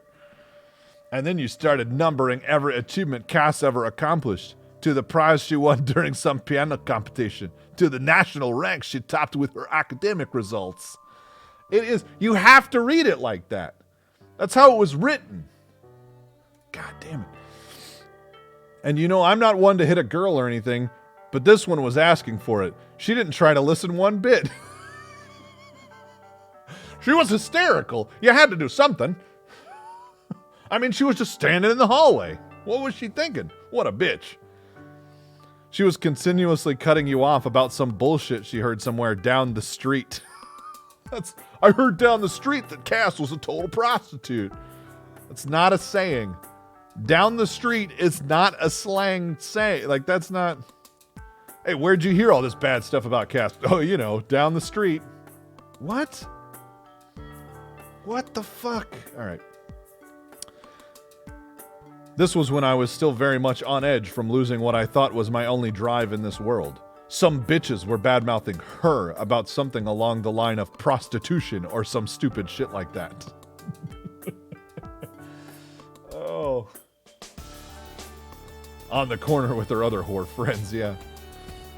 It was the week after she had quit school, so anything goes, I guess. That is not how you justify like physically assaulting a girl at high school, okay? When you're in high school, you don't just go, it was a week after she quit school, so, you know, anything goes. Anytime somebody you know drops out of school for a week, You've got carte blanche to beat the shit out of any women you see. But then, since they had nothing else more useful to do, they started to say some bullshit about her cheating during exams or giving sexual bribery to teachers in order to top higher on... Where's he from? Where's he from? It's gotta be... Come on. That's when I lost my shit, because telling those ridiculous things would insinuate that the rival I always thought as my equal was nothing more than a fake. And this was completely unacceptable. Guys, completely... There we go. Actually, hold on. Let me just... Properties... I had to turn off this gain filter. That's what I'm going to do. There we go. That is completely unacceptable. And yes, I would have beaten the shit out of them if it weren't for the teacher meddling with it.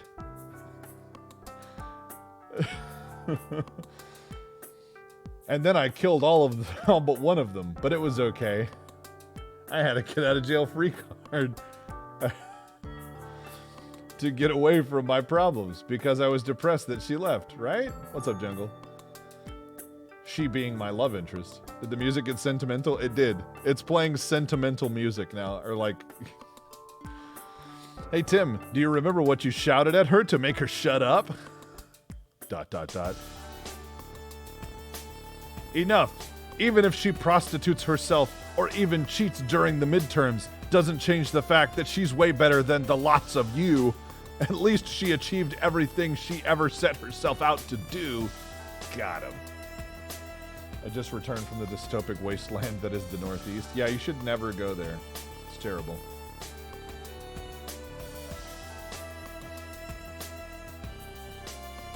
You low-life bitches will never understand the meaning of the term achievement as long as you still live in this world. Do you understand? You worthless pieces of shit. Or, sorry, you worthless piece of shit. Just one, singular, sorry. She may be a whore, but she's my whore, goddammit. I remember it down to the very last syllable. I have no fucking clue why, though, even though I didn't remember that it literally happened at all until I was reminded of it just now. He said it out loud, not nearly as perfect as I remembered it, but it was still surprising hearing it from someone else's mouth. I then instantly noticed her blushing by understanding the meaning of those words. This was bad. This was a misunderstanding. I never said this in order to protect her. I said it because, at that moment, I knew for a fact that you were head over heels for her, and I found it so tragic you probably never had the chance to say it to her. So you can understand why, when I met with her out of absolutely nowhere at my part-time job, he points casually towards her, I had to try and arrange something out for the both of you. Where'd you go in the Northeast? You didn't go anywhere shitty like Maryland, right? You went somewhere good? I mean, it's all wasteland up there. Who goes Northeast these days? Yeah. He probably was up there getting himself... He was probably just doing a really long Uber trip. That's what it was. So, that's why you invited me here tonight, and then I killed my friend Mike. I was at my 5th beer then, and I was not what we would call a heavy drinker back then. Now he is. Now he's an alcoholic. So I was agitated, all right. Just, it was easily concealed by my wasted features that were naturally more blatant. Wait, what? I live in Connecticut. It is indeed a wasteland, especially Connecticut. Hartford, one of the worst places I've ever been. Smells like leaves and, Quakers probably. I don't know. It had to do with dogs. I drove through all the shitty places: Maryland, Washington, New Jersey, Philly. Yep, that's all the shitty ones. Are you actually, are you running a puppy mill and you're trying to outrun the ASPCA? Is that what's going on, Jungle? I know, man. It's all right. Yeah, man. What else? We're friends, right? You look so down all the time. I thought this might cheer you up. You didn't have to. Seriously, you didn't have to. You fucking idiot. She wasn't saying anything much. She was looking my way silently. I noticed her collarbone had started to slide down the front of her chest. That might give her away as a Zarlon alien creature. I couldn't muster the strength to look at her directly. I wondered why she was so silent when he was saying all those things which were directly related to her. Then, oh, that's my girlfriend texting me. Sorry, guys, got to go. My useless friend got himself up in a hurry. What do you mean? You have a girlfriend? What was he doing here then? He was setting... God damn, this kid's retarded. Let me just look up the autism spectrum. There we go. Let's just get a picture here.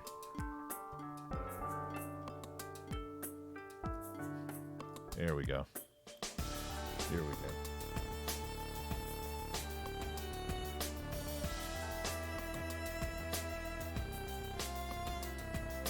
Okay. So let's talk about our main character for a moment. Okay? Patient's social and communication skills and repetitive behaviors severely impair daily life. Okay? We're level 3 autism. Okay?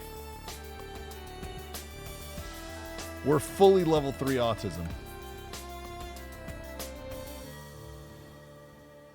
Jesus. All right. Jungle admits his puppy mill activities. I knew it. I knew it the whole time.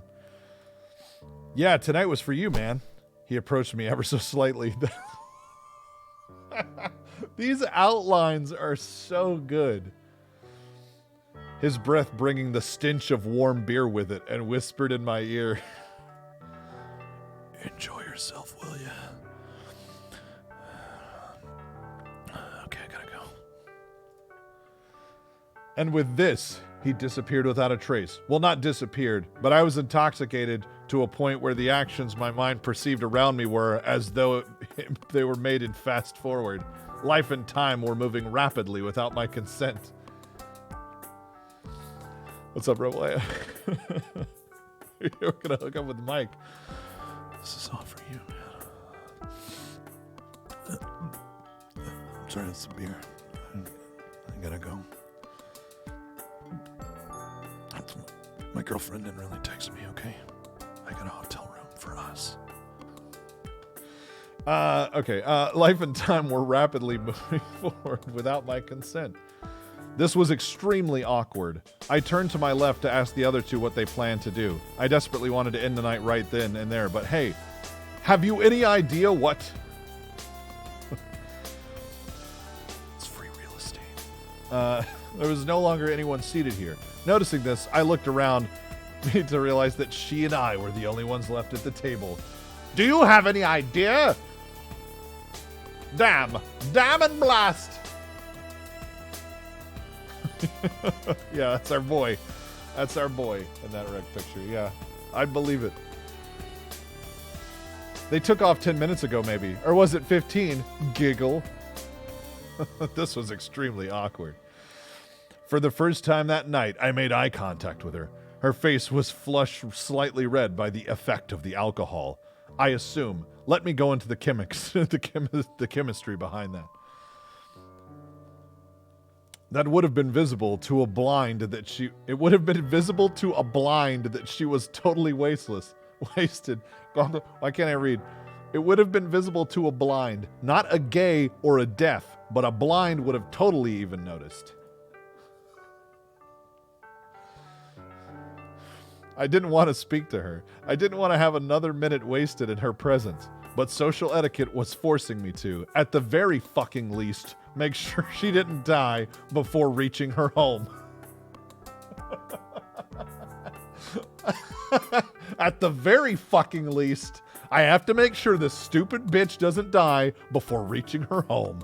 Goddamn social etiquette, which I know about because I have a book. Social Etiquette and You, Autism Social Skill Primer. Let's get out of here, I said pretty coldly. She accepted right away. She didn't show any fear of being alone with me. Jesus Christ. Who dared you to play this? Dude, I grabbed this myself. This is amazing. Oh. You have to make sure, at the very fucking least, that she at least doesn't die. Good book. It's, it's got all the skills I need. She accepted right away. She didn't show any fear of being alone with me. Even though we were complete strangers to one another. I just love that. I love that line. She didn't show any fear of being alone with me. You only say that if that's rare. Like, if that's not normal, that's when you say that. Want to take a cab? I asked forcefully. Want to take a cab? Oh. Let's walk for a bit, all right? God damn. I'd be very afraid of being alone with that guy. Yeah. Damn, she wants to walk, even though I'm so fat and ungainly? But this time I made sure she heard it all right. She didn't mind, or at least she didn't show it. Dude, I know you're retarded. We're going to work through it. Hey, her collarbone moved up. She had a smile plastered on her face ever since we left the bar, not slightly affected by my cold behavior. Here's what happened. Here's what happened. Mike dropped some Molly in that drink. You know what I mean? She's cruising on Molly, boys. I want Chin girl back. Chin was best girl. Yeah, Chin was waifu. All right, the big Chin was wife. God damn. She looked happy, irritatingly so. We didn't talk at all. We were completely silent, and it was all right with me. It was all right until she stumbled a bit on my shoulder, accidentally. This music! What's this music? What's this fucking music? Does she have a knife? Is she made out of poison? Like what? Okay. Sorry. Her body touched mine. I felt for the 2 extremely little seconds it lasted versus normal size seconds, guys. I'm going to wait for the song because this is good. Rec, thanks for grabbing Rebel Ham a sub.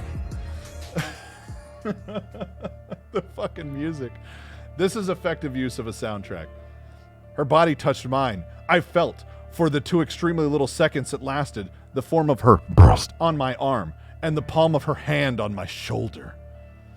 Why are they playing the fucking Unsolved Mysteries music? It was then that I realized she was a member of the opposite sex. Oh, Jesus. Oh, Jesus. It suddenly occurred to me. Sometimes it just sneaks up on you like that, Oh, fuck. Oh, she's a girl. Oh, shit. Oh, shit. Oh, goddamn. Oh, goddamn. She looks happy, doesn't she? With the happiness that she stole from me. Say hi. Rebel Ham, thanks for the follow. Dude, welcome. Oh, dude. If she hadn't quit school on that day, I'm sure our expressions would be reversed right now. Yet she's always been the one with the smile in the end, while I knew it. This stupid bitch. She's smiling because she's happy she stole everything from me.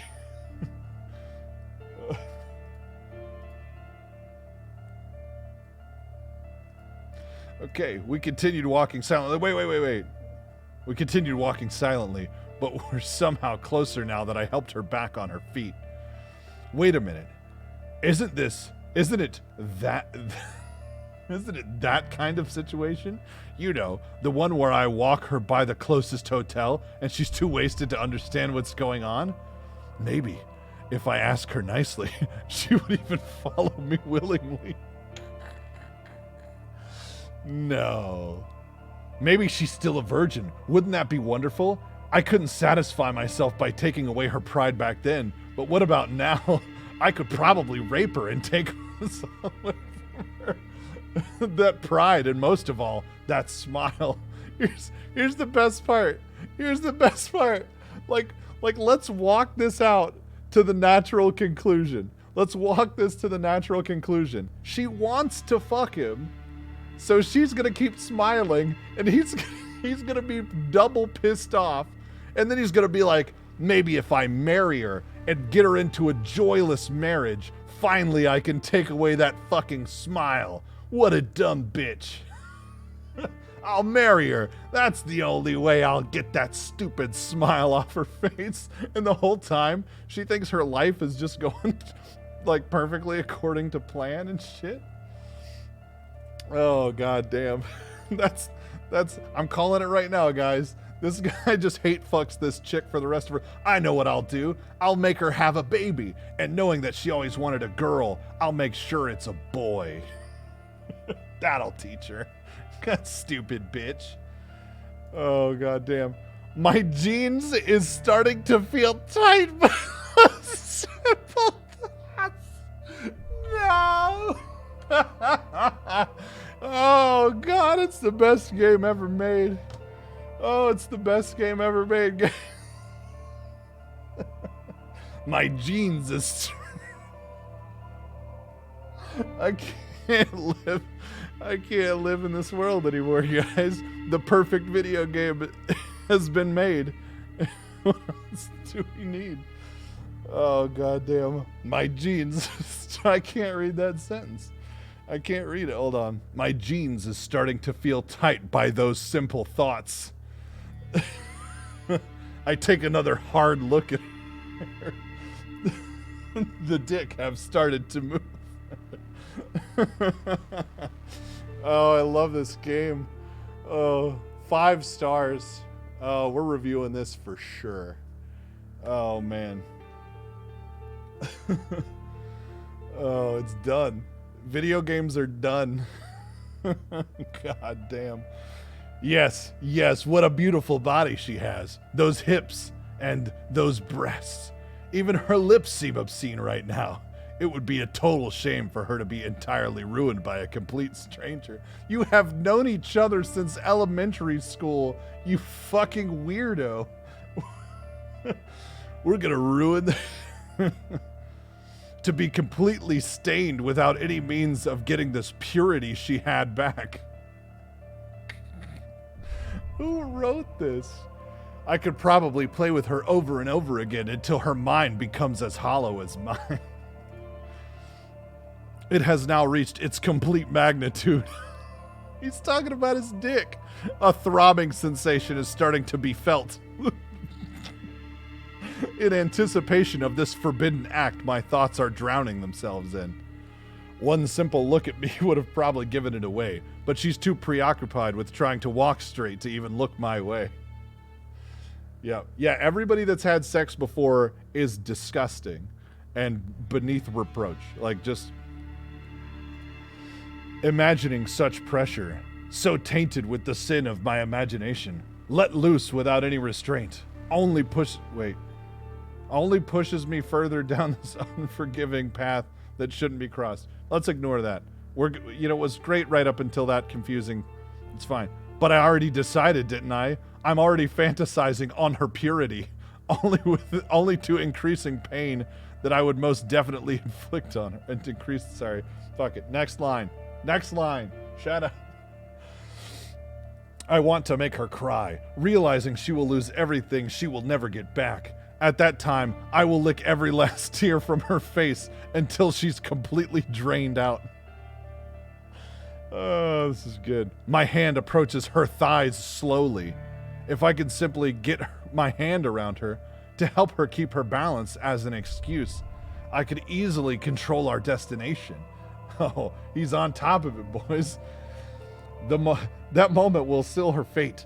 And at that time, I will rip away that smile from her perfect face that I always hated so much. Maybe at the end of the day, I will be satisfied enough to forgive her. Maybe at the end of the day, I will finally become whole again. That's Golden Freddy speaking, guys. Welcome back to my Five Nights at Freddy 4 playthrough. The only thing I regret is not having acted the part at the start of the night. If I had faked to be gentle and caring, had laughed with her about how young we were back then, complete strangers, I could have pushed her even further down the road to complete hopelessness by betraying even her expectations. What?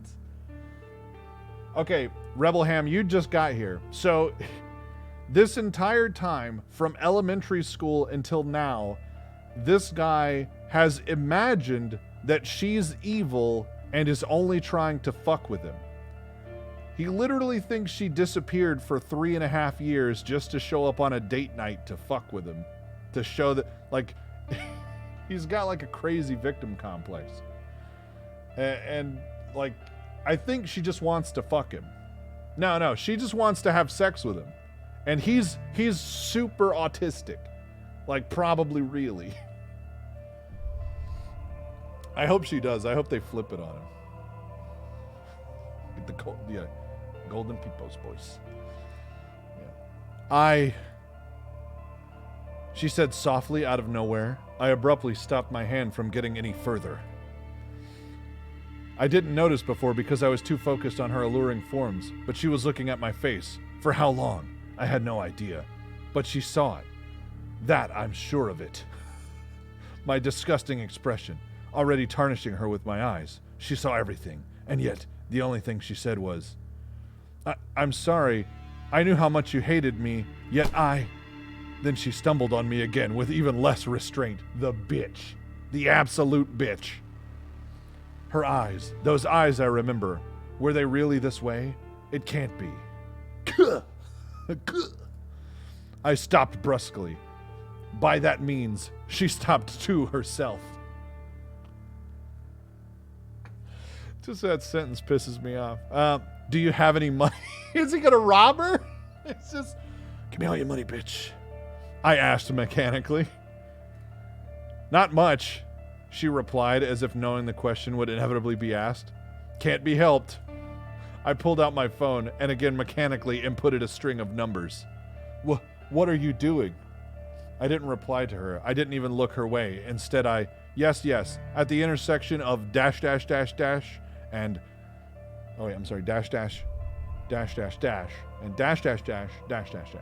Important to get those right. I put away my phone emotionlessly. Tim, I thought it would have been nice to talk for a bit. Don't you wanna? She seems let down. What does this woman want from me? Didn't she see my face just a moment ago? Is she that desperate to be raped by some loser like me? Oh, God. I take out my wallet, take 2 $20 bills, and shove it in her hand violently. The taxi will be here in 5 minutes. This should cover the bill. I turn around without waiting, or saying goodbye for all that matter. She doesn't say anything either. She simply looks at me with those eyes. Those eyes which are even colder than mine. Chapter 3. An unexpected encounter. Yeah, just put fake streets, right? Instead of blanks. Wouldn't want anybody to know where this whole thing happened. You think this is a true story? That's why? It's just some fucking crazy person made a visual novel? But really, it was the Big Chin. She was the real main character. This is a tragedy. Surely it's going to flip on us at any moment. I have no idea where this is going. You know? I felt your breast against my arm. That's worth at least $40. This is an autobiography, I'm pretty sure. It has to be. Has to be. I had hoped to never see her again. And for the better part of 2 years, it turned out pretty much that way. I might have glanced at someone with similar features once or twice during that time, but I simply avoided coming closer to that particular person in order to escape the chance of an encounter. I had graduated from college and was now working for a company for less than a year. I diligently focused on my work the same way I did during my time at school.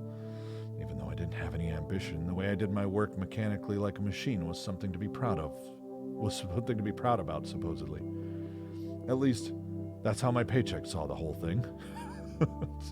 I usually ask my paycheck how, you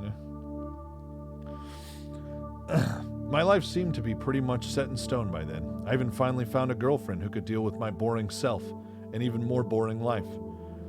So I had someone to fuck a couple of times during the week to efficiently evacuate my stress.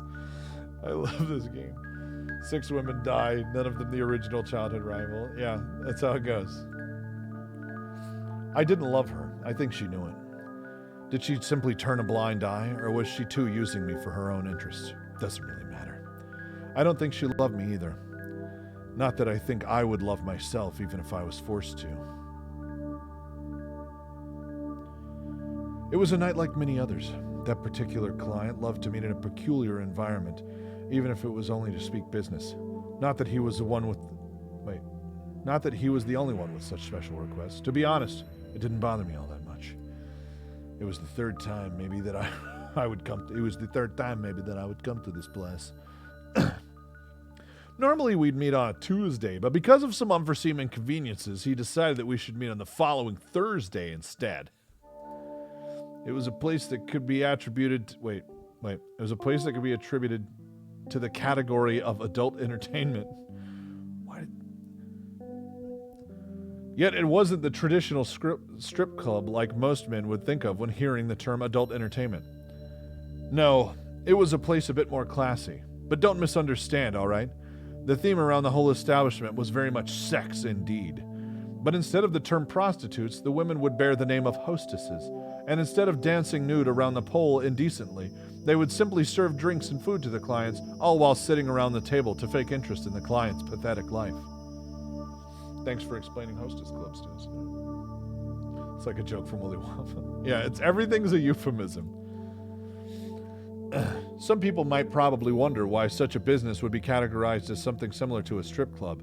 But what you need to understand here is that every woman serving in that particular establishment could be bought for the night. The only thing is, you need to pay the high price, all right.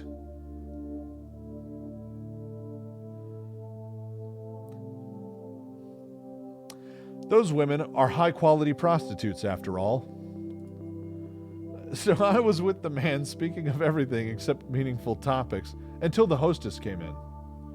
Just a brothel called Sex Indeed. Yeah. She started asking if we needed anything to drink, but became agitated in the middle of her speech all of a sudden, probably because she finally understood with whom she was dealing with. Got him. So instead of prostitutes, they had waitresses, but it was totally a strip club, yeah. And suddenly we're in a brothel. We are, yeah. The chance encounter. Because obviously, it was her! Look at this stupid smile. Draw another picture of her, you fucking goob. God damn it. Oh, fuck. Okay. She was there in front of me. Those eyes. This smile. I could hardly believe it. She was as beautiful as ever. And with what she was wearing, a tight, sensual black dress, it was hard not to think of anything else but sex when looking at her. Those dark urges that made their apparition 2 years ago. The vulgar and evil passion which had driven my mind completely wild back then. Everything that I felt on that night was rekindled instantly. The woman I thought it might have been a virgin 2 years ago was working as a prostitute. For how long had she been doing this? Again, she made a fool out of me.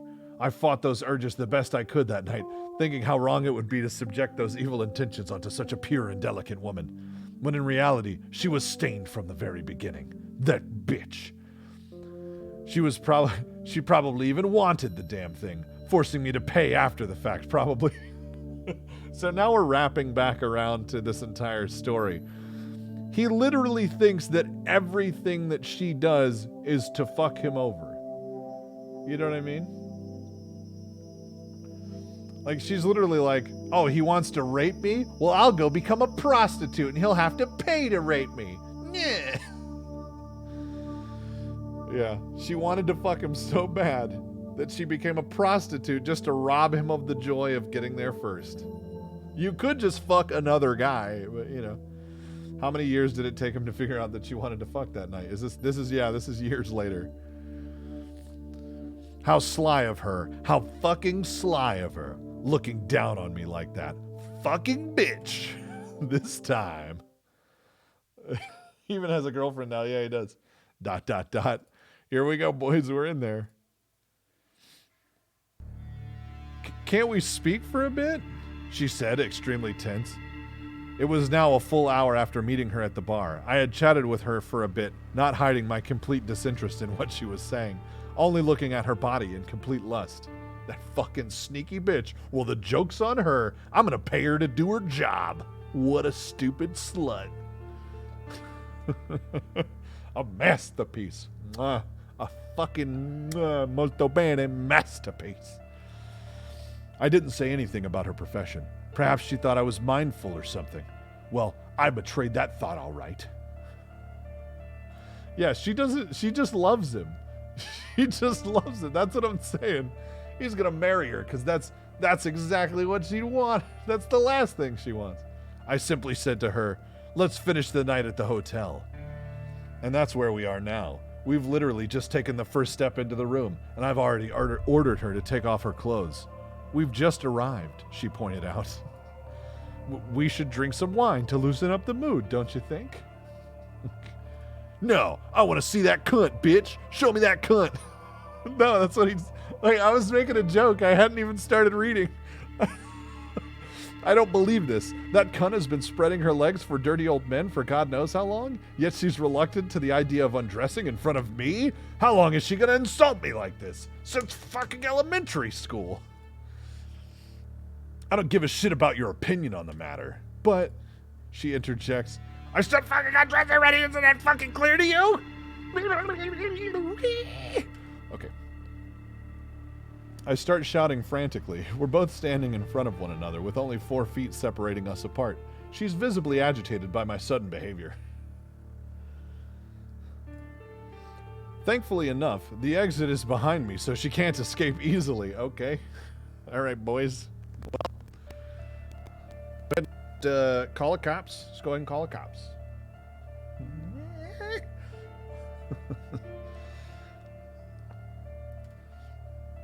She does as I ask, and she is visibly pained by that fact.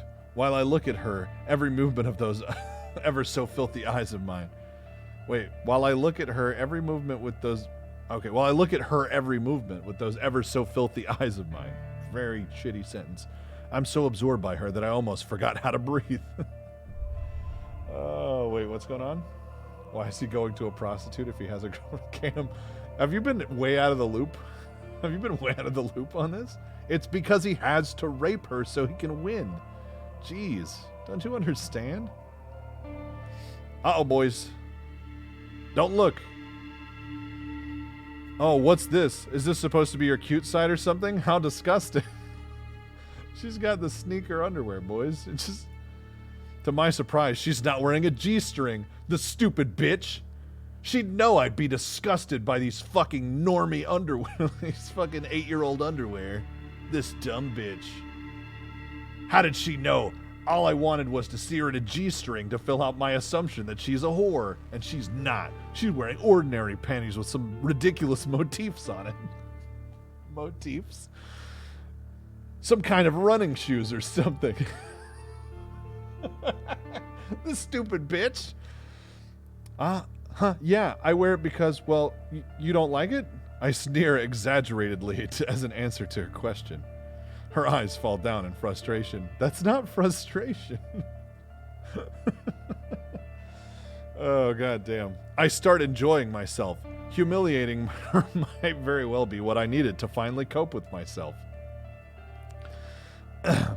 But while those pleasant thoughts start to take form inside my mind, I finally realize something. She took off her panties all right, but what is she? Hey, what the fuck are you doing?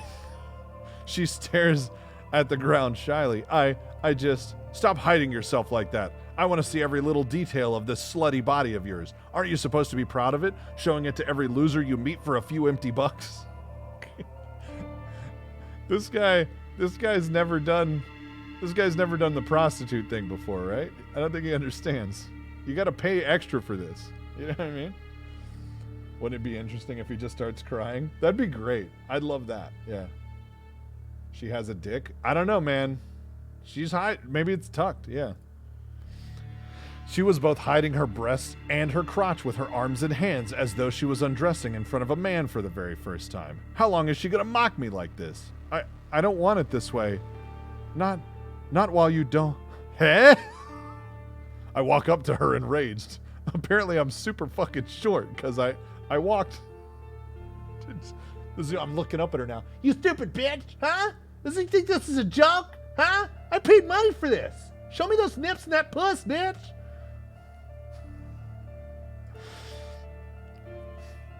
Is she telling me she can't do it with me? That even though she's literally selling her body and shame away every single day, she could still refuse me of all people? How fucking insulting.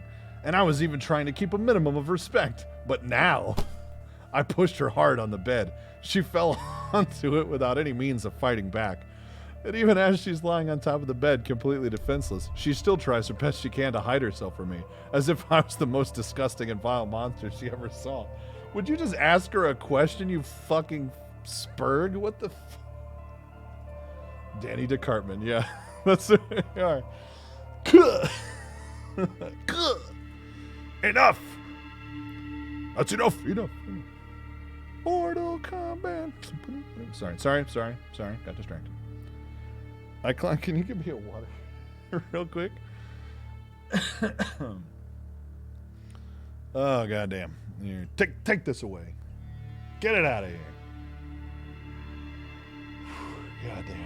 Goddamn. Just give me a second, guys. Test your might. Liu Kang. Johnny Cage. Kano. Raiden. I'm waiting on a thing. I'm waiting on a drink.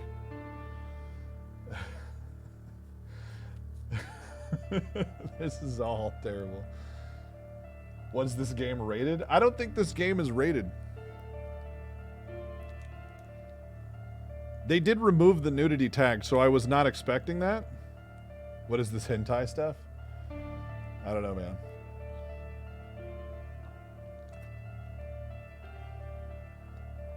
Being that character, writing him, yeah.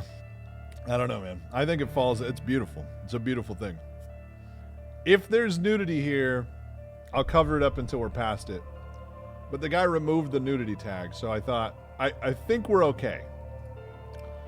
The fact that she still hasn't cried out for help surprises me immensely, as I, without a shred of doubt, must look extremely terrifying now. Yeah. Oh, goddamn. He removed the nudity tag, and I assume, really.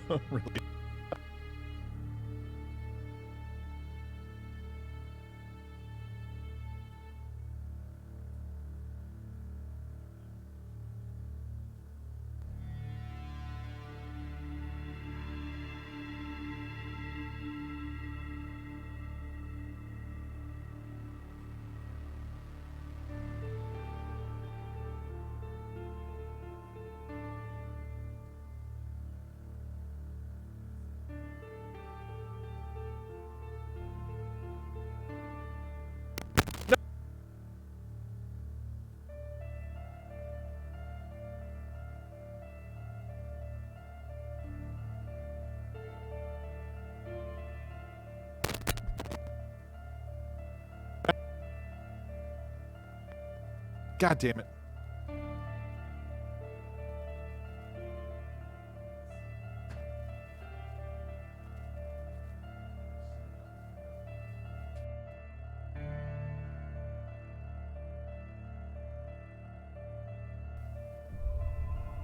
Okay. All right. I think we're good. All right, here we go. We're back. It's all right. Okay. We good? We're good. Too much hentai and you get that's how it goes, boys. She should be asking for forgiveness. If she hadn't laughed at me for all these years, this situation would never have come into existence. Something inside me was shouting those things to me, encouraging me and going further. At last, with her arms out of the way, I could finally take one good look at her body. Oh wait, sorry, okay. No need to explain that. At that very moment, I was already at my limit and ready to explode. Now this is gonna be the next. Hold on. Okay, no, okay, he just removed them. I think he just removed the pictures. I think we're good. My eyes licked all the way up from the bottom to the top. Oh, shit. Those long and delicate legs, her slender arms and stomach, those huge and pale breasts, and then... my eyes licked her face. Sorry, I thought it was a new page. I went back to the top. Her face without that smile. Her face, which was bright red, contorted in a sorrowful expression. She was crying. Oh, for that she was. What? But those were not tears out of fear for her life.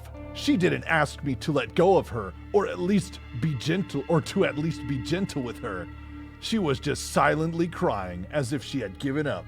She wasn't scared at all of me. She was disappointed. Okay, this guy's ability to detect human emotion is very suspect at this point. Very suspect. Of me? Of her? Of this situation? I have no idea. But why was I even trying to understand anyway? By that point, I had stopped myself. For what reason? I don't know. Her behavior was hypnotizing me. I didn't know what to think of. This bitch is hypnotizing me now. I'm trying to rape her, and she's hypnotizing me. God damn it. This is how it happens every time. You're right there, you're about to rape her, and then bam, she hypnotizes you by crying. Fucking every time. Swear to God. Isn't this what I was wishing for? It was my fantasy, wasn't it? To take away that smile of hers, that happiness? But now I realize there was never any happiness in that smile to begin with. Our eyes met. Our eyes met. Those big brown eyes full of distress. I could drown myself inside them right there with how tearful they were. They were passionate, and they held a darkness darker than my own.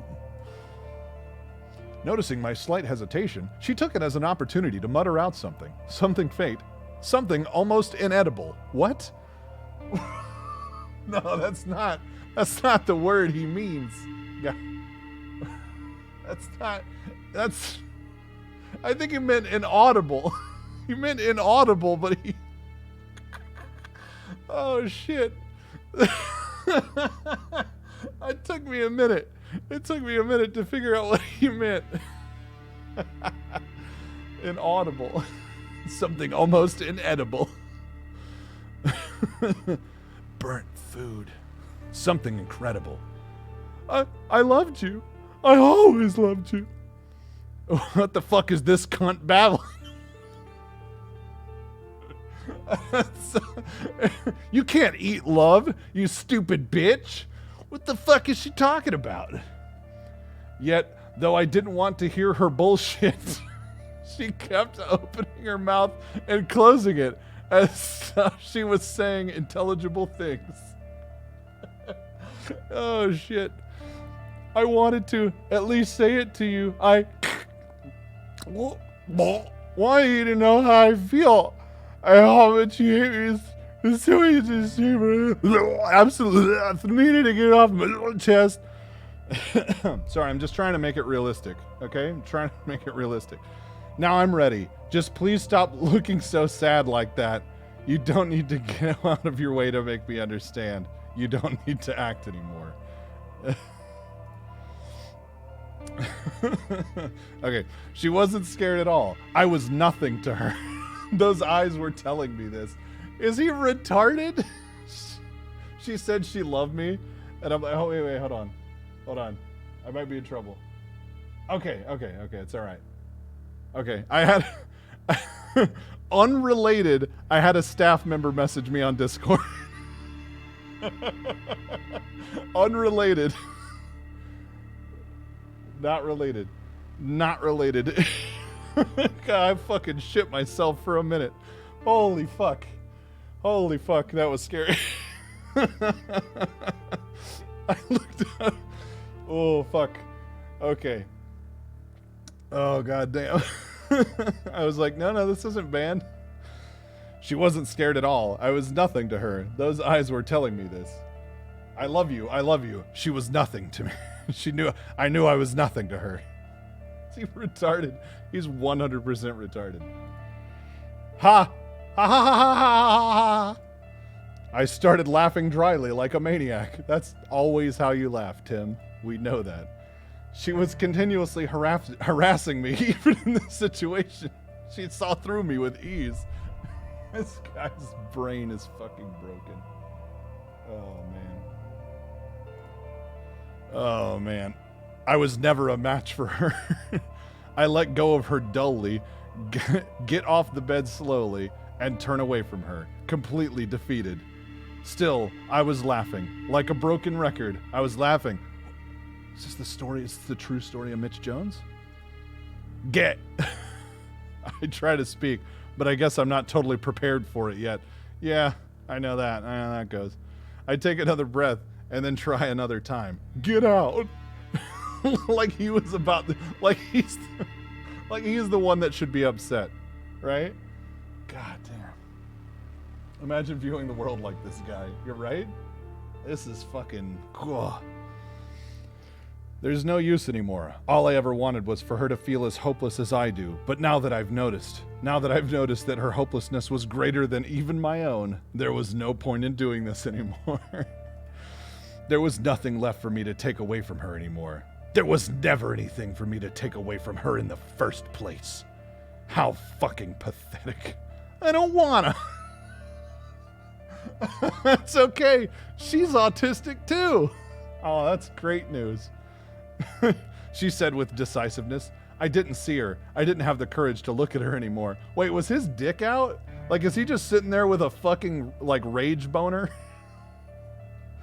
Oh, dude. He's just on the bed, laughing like a psychopath with a rage boner. And she's like, I'm staying. This is important. But I knew what kind of face she was making. Get out, you fucking bitch! To that, she hugged me from behind. It was an awkward hug.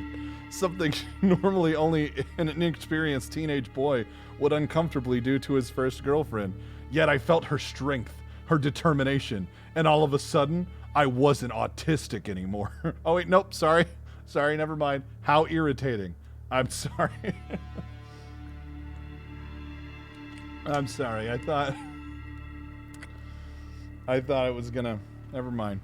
I turn around violently. I take her perfect visage roughly in my left hand and put strength on my hold. Wait. When he says visage, he means he put his hand on her face and pushed her to the wall. He face pushed her against a wall like he's the bad guy in a fucking 80s Hong Kong action movie. Oh, God. All the while making sure she feels the pain with every motion I make. What's wrong with this psycho? Don't you understand? If you stay here, I'll break you. Oh, God damn. My face was extremely close to hers. I could have literally eaten her all up right that instant.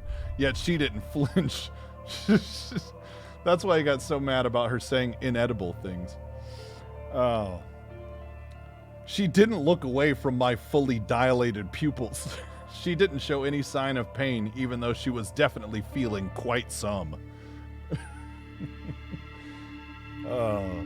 She was now showing me her true self for the first time in all those years. And at that very moment, that's exactly what I want you to do. I noticed... I'm sorry.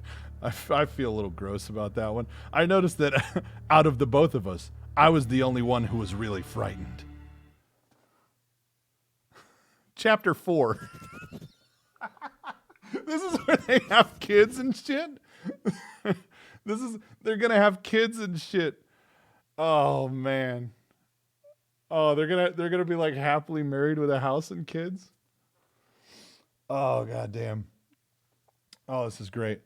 I don't remember much about that night, or maybe I just don't want to remember. The only thing I can say for sure is that there was something I found out about myself on that day. Something that I probably shouldn't have. As I was about to leave the hotel, it must have been around 5 a.m. the next morning. Cassandra stopped me casually and said, "I want you to come back and see me next week, all right?" This is just a long con to get paid. God damn it. I knew it the whole fucking time. And my reply to that was, "Not a chance, idiot." It was the Trainwrecks TV story the whole time. Oh, geez. That's a bait and switch for you guys. She flashed me nonetheless. She flashed me a smile. Sorry, I skipped some words. She flashed me a smile nonetheless. I wonder if she knew. I wonder if she knew that she already had me. After that, I met with her on the same day once a week.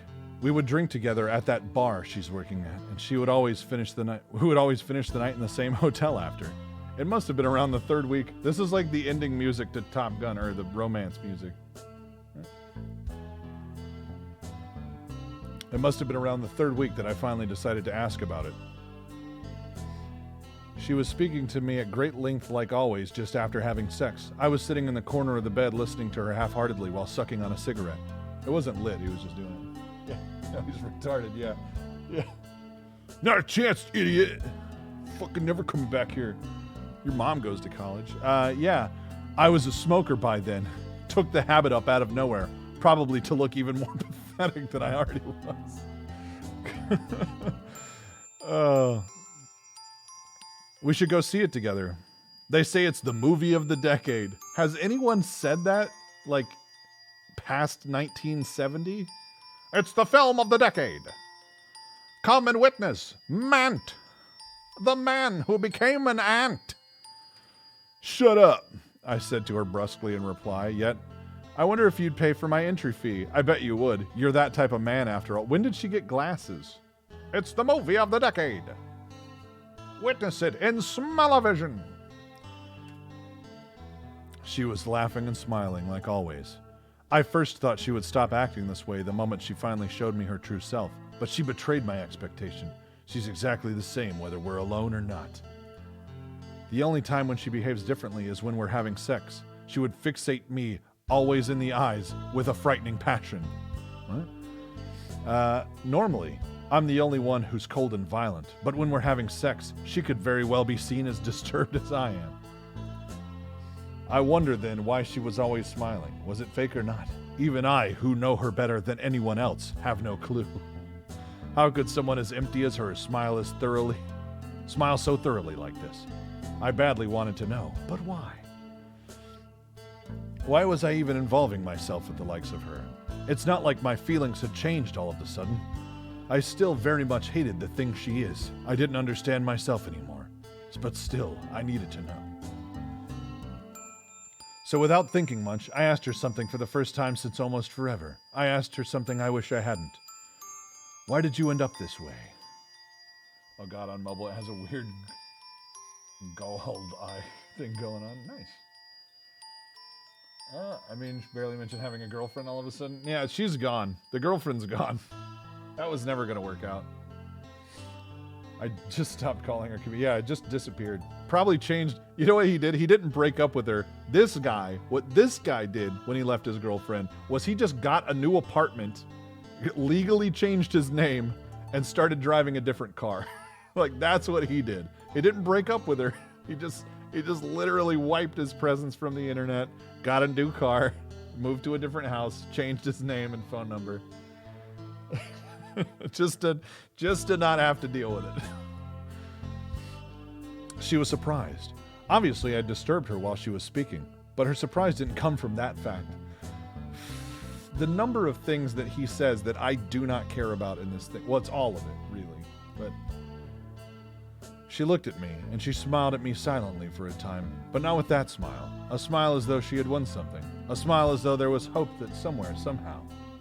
A smile as though there was hope somewhere, She was just genuinely happy, I think. Or maybe there was something with that smile that I didn't understand back then. All I knew was that she was waiting for that question. She told me her tale. Some stereotypical bullshit I didn't want to hear. He's surely a billionaire by now. Yeah, he did get a degree and everything. Her father had a lot of money when she was younger. He was some kind of successful businessman or inventor or whatever. I didn't listen all that well, to be honest, but he had enough money to get by was the term she used, whatever that meant. And in 5th grade, out of nowhere, Cassandra started showing interest in her studies, so much so that she was at the top of her class every following year. Seeing her growing up to be such an outstanding woman, her father decided to invest in her by starting paying for her later education. Some kind of prestigious university or something like that. Didn't he get into top university? I'm pretty sure he went to top university as well. Didn't even know you could pay for such things so early in the game. Anyway, now for the plot twist. Her father pretty much lost everything by trying to invest in some real estate market bullshit. Wrong time, wrong place. That's what they always say anyway. So sure enough, now that he was poor as shit, he started thinking about the investment he made on his daughter. The problem is, such an investment takes a really long time to pay off. That, and the fact it's your fucking daughter, you piece of shit. She deserves at least that much. This guy saying that. Like this dude. Your daughter deserves to go to college, idiot. But anyway, he kind of started mistreating her by blaming his sorry ass on her failure to graduate sooner. But by that time, the fucker got his feet even dirtier by gambling away what little he had to subsist. Obviously. She told me her story. I didn't listen. So here's the exact specifics of everything that happened. So in the end, drum roll, she was forced to quit school and started working. At least oh, okay, that's just an apostrophe. The good man who her father owed money to was kind enough to show her a high-paying job she literally couldn't refuse. And that's pretty much it. Now for the test of my fucking conscience. If I hadn't started... Now for a test of my fucking conscience. If I hadn't started forcing my ideal of rivalry upon her, would she still have ended up like this? Or better yet, even if she did, couldn't I have done something for her? I mean, in high school, I kind of noticed that something was strange, but did nothing nonetheless. So is it my fault? Maybe. And so what? It didn't affect me in the slightest. Yeah, none of this affected him in the slightest. Not in the slightest. Nobody drinks and gambles until they fail at life. Yeah, you can only really do the one. Yeah, you can't do both. The old stereotype. The drinks are free if you're gambling. Hey, it's a fair point. Usually not anymore. Actually, some states have laws against that. So it depends on where this takes place, you know? Yet I still wish I hadn't asked her this. One of the last things he was always saying to me before he died was, "You're the golden..." What? I heard some. Was it my phone vibrating? I think it might have been. One of the last things he was always saying to me before he died was, "You're the golden egg that never hatched." The definition of useless. I mean, it's made out of fucking gold. They sold the golden egg. They sold the eggs. You didn't hatch them for the goose babies inside. They were solid gold. That's the whole story. The egg doesn't hatch. If the egg hatches, it's useless. Yeah, this takes place. Yeah. I get up from the bed. I need to go now, I said, though I didn't really need to. That fast? But I want to be with you. And you paid for the whole night. And she was sulking, puffing her cheeks like a child. If I weren't an asshole, I would probably have found her behavior cute. My only thought to that was, sigh, you're disgusting. I took my keys on the coffee table and left, her words still hanging. You'll come back next Thursday, right? Aw. I stayed for a time there, motionless. My hands were clenched tightly in form of a fist. Form of a fist! I was frustrated for some reason. If I had stayed for a minute longer, those fists would have probably been thrown at her. What's wrong with this guy? You gotta calm down, Zon. You can't go that way, man. Fuck! I had a hard time understanding myself.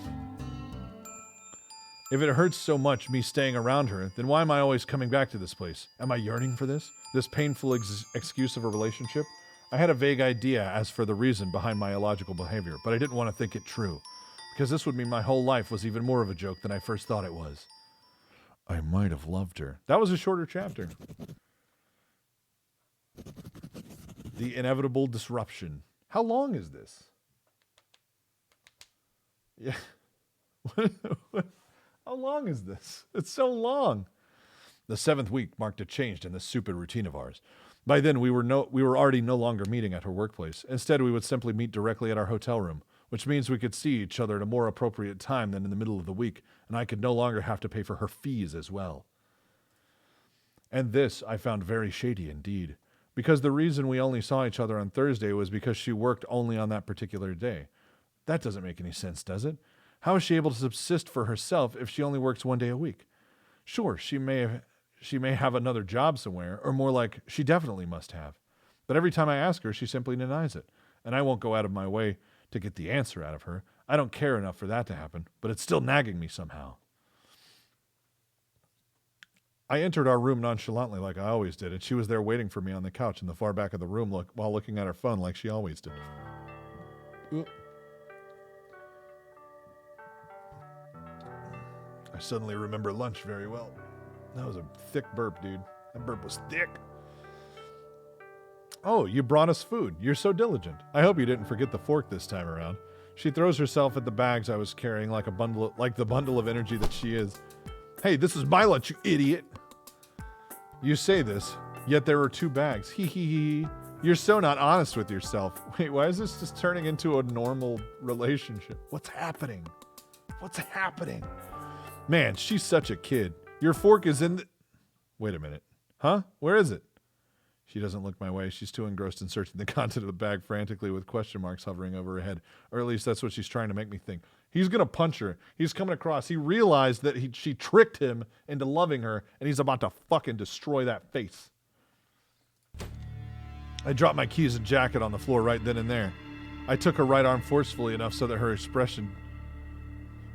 I took her right arm forcefully enough so for her expression to contort in pain. With my right hand, I pushed her chin upward to better see the features of her face. What is it? We're not even in bed yet. You're so naughty today. Giggle, she says teasingly. Shut up! She stopped speaking instantly. By my powerful words. He's Thor. I softly brush around her left eye with my thumb. Her eye closes instinctively by my touch. Even if she applied makeup to hide it, it's still very much visible. I don't remember having done this to you. I mean, that's not healthy. That's not a healthy statement. Who did this? It's nothing really. It doesn't hurt, see? She pushes 2 of her fingers against the corner of her black eye, and though her words say otherwise, she still looks in pain the moment she applies pressure. Answer me!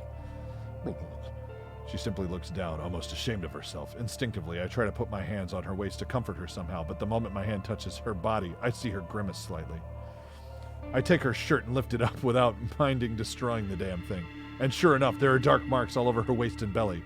Marks that only a man could have done. Or she was in a car accident. Answer me, goddammit! Who did this to you? Snake. Sorry. Well... She thinks carefully about her next words. You know, sometimes clients can get out of hand. Which one? I don't know him. It was the first time I saw him. I don't remember his face. Horseshit. My grip on her only tightens up the more words she adds. Isn't it your employer's job to make sure these things don't happen in the first place? Even if that's the case, doesn't change the fact that I have a black eye, right? Like, what? Whoa, bitch. Wait, is she turning on me? Like, what's going on? Please, let's just not talk about this, all right? I want to enjoy myself. I've literally been waiting for today all week. Oh, we're ruining her day. She's married. It was her dad. It was Rebel Ham. It was fucking Rebel Ham the whole time. I knew it. I didn't answer her, nor did I look her way. I was lost in thought. I didn't understand why I was so frustrated. It was uncontrollable. But I know I shouldn't act illogically. I know I shouldn't act illogically, but doesn't mean you know something that you'll automatic...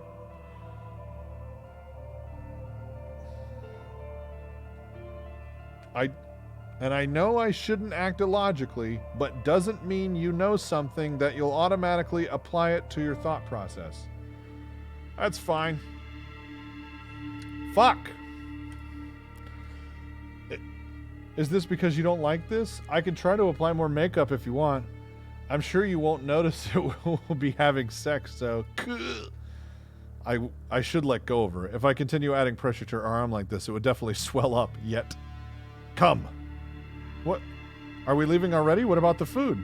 You can eat it in the car. Now come. But it'll be cold. Where are we going? You can eat it in the car, he said, bitch. God damn, she fucking doesn't even pay attention. Far from all this. Really far from all this. Since I'm a successful businessman with #1 degree in country, we'll have no problem getting good job. Don't even worry about it, you girl. It was on impulse. I'm so annoyed. I know what's about to happen. I'm just annoyed. He's not going to kill anybody. They're just leaving. It had already been 2 hours since we left the hotel. Look at that car, boys. I was driving in the middle of the night, not knowing still where this road was going to lead us. She had stopped talking and asking me questions for a while now, only looking through the window motionlessly. She still hasn't touched her food yet. She was mad, maybe? It was too dark for me to really see her expression from the angle of her face.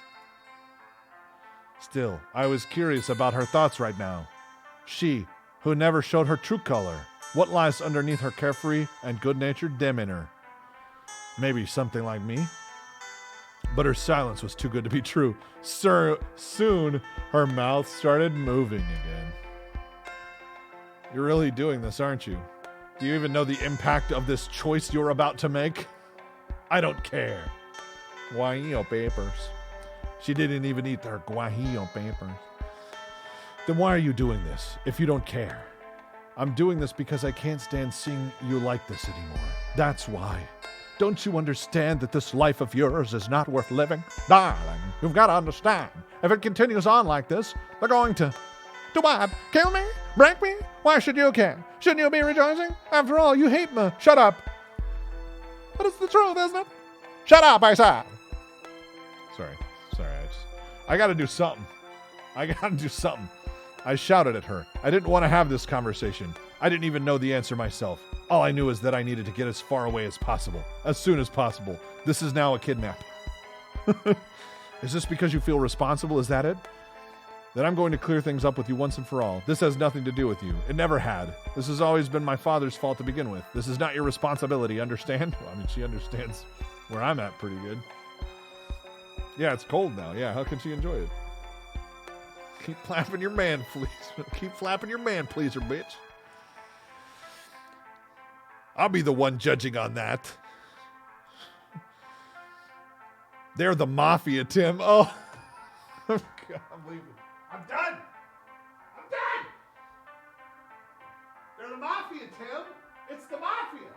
Of course it's the mafia, Tim. God damn it. It's the mafia, Tim. Obviously. It's the mafia. Of course it is. I owe them a lot of money. If I disappear like this, they're going to pursue me and find me. And if at that time you're with me, they're not going to let you off easily. They're going to. It's the mafia. It's the mafia.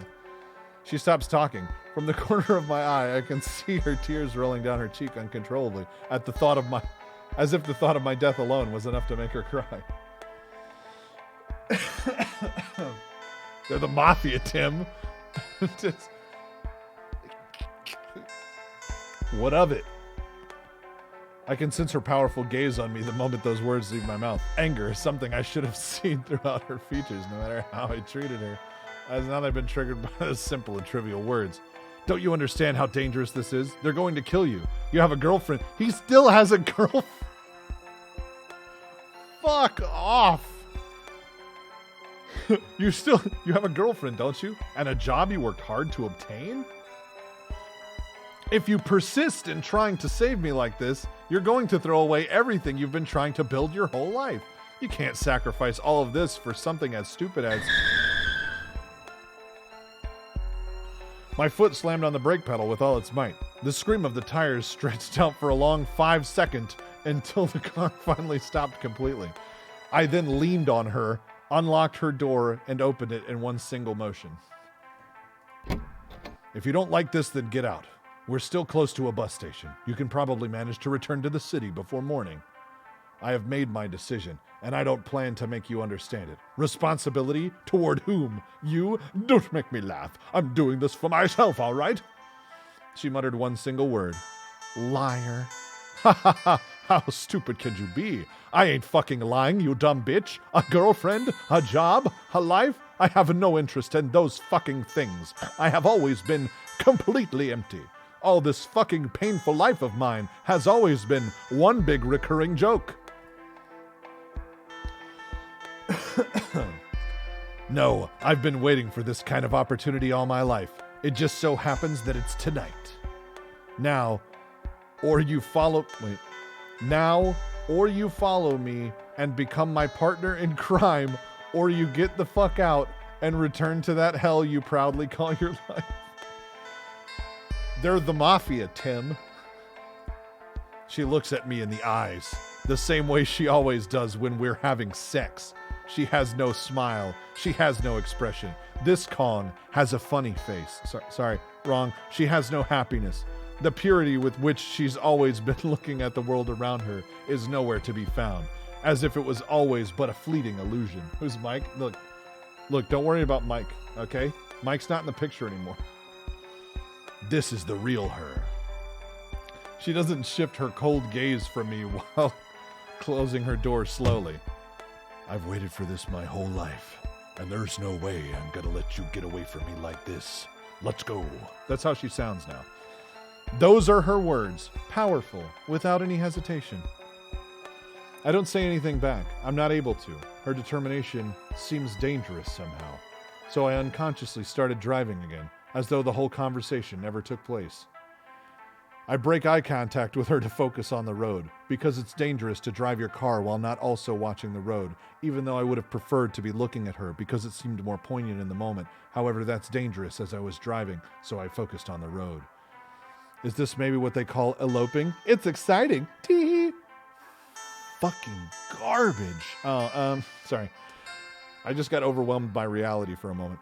The moment my eyes fall back on her, she has the most beautiful smile I've ever seen in this world. Chapter 7. It's not done. They're the mafia, Tim. They're the mafia, Tim. After driving for half a day, we finally stopped at a cheap motel to rest and regain some of our energy. At the same time, I took this opportunity to collect my thoughts. It's not over. Eloping isn't the word.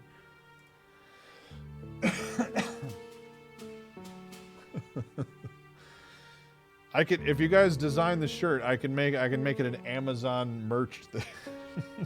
I can have merch, boys. While this situation might have started as a brainless and impulsive act, keeping up with this attitude will only bring us down in the long run. In the end, we might need a good plan if we want a good shot at this.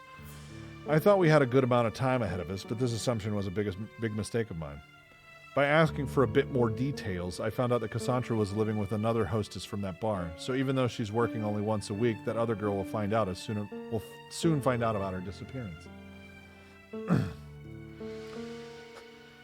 I could have asked her to try and contact the girl and maybe convince her not to say a word to their boss, but this would have been too big of a risk for only postponing the inevitable as a result. Ultimately, I think trusting someone will only trigger the start of our downfall. I look at her. She's carelessly sleeping beside me while I'm the only one stressing out about all those things. She doesn't seem to care much about that. She doesn't seem to care all that much since she showed me that determination of hers. Seriously, what am I doing? Getting out of my way for what? This?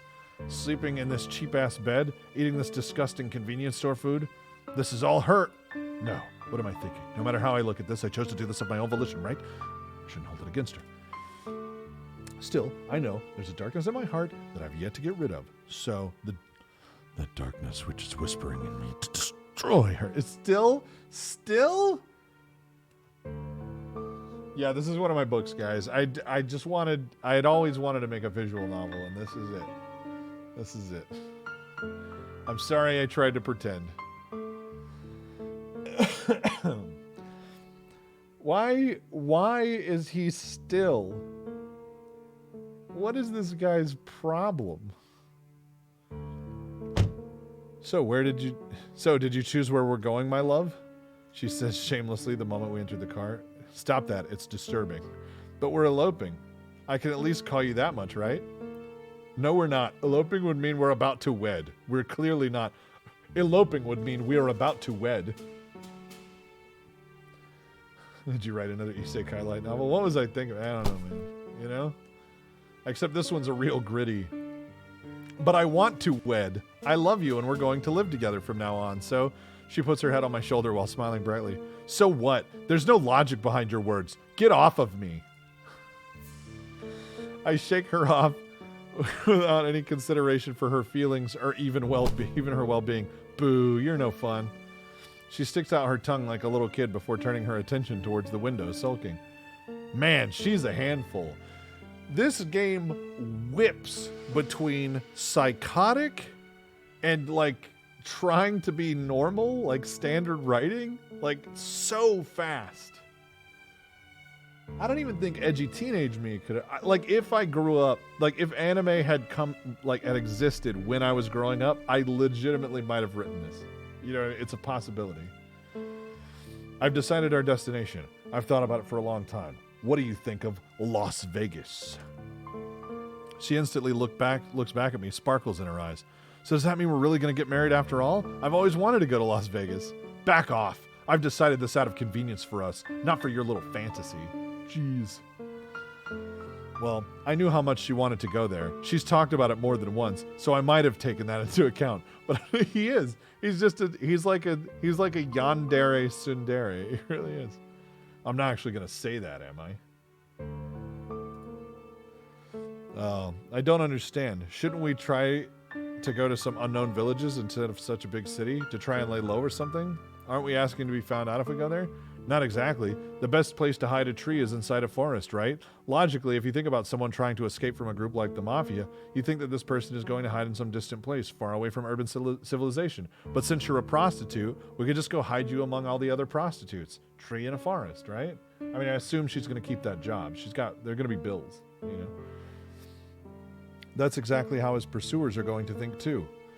So naturally, they're going to search first in those uncivilized areas. You understand where I'm going with this? Yeah, but while it does look all good on paper, doesn't mean it will go that smoothly. That place is known for being run by criminals, right? So it shouldn't be too far-fetched to think they have ties to our pursuers. I mean, obviously. They're the Mafia, Tim. I mean, Jesus. If we're going to a small place, village or whatever, we're going to attract a lot of unwanted attention. They all know each other in those places, you know? And look at us. Not what you call countryside people, are we? So wait, what's the story so far? A yandere tsundere guy? No, okay, so the story is that the main character has hated her since he was a kid because he thought that she thought she was better than him. And now she just wanted to fuck him, and maybe they're both crazy. Yeah, it's autism, but it feels redundant to say that, but as a visual novel.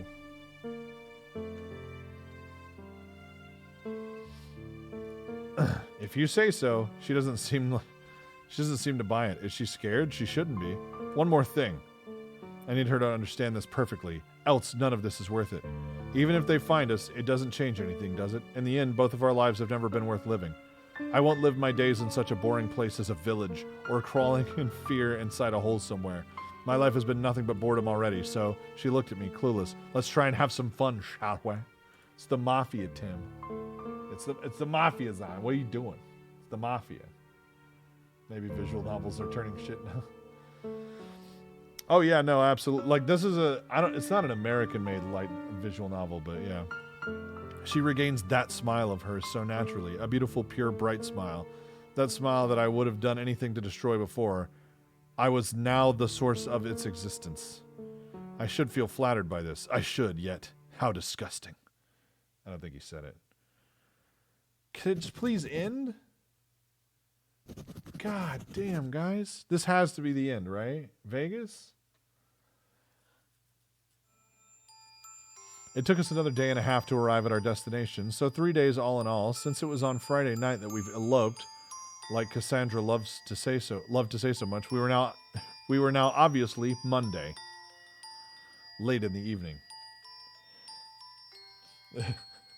The big chin almost killed me, dude. My fucking neck hurts.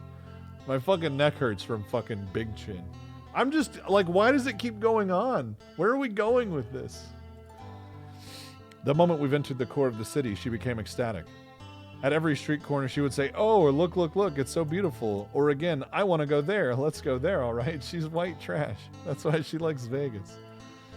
And every time I would just keep my eyes on the road, half listening to her. And when I feel like she's pestering me too much, I would simply say something like, "We need to find a place to crash first. Be patient, all right?" That was Vegas in the background, yeah. So much great story left. She was so excited about trivial things that I started wondering what kind of life she has led up until then. She was a prostitute, right? Then why do I feel so much like I'm with a kid somehow? Whoa, bro, whoa. Was it really a good thing to bring her with me? To bring her to such a place? One thing we didn't have to worry about, though, was our budget. I had lots of economy left from my old part-time job, as well as my current one.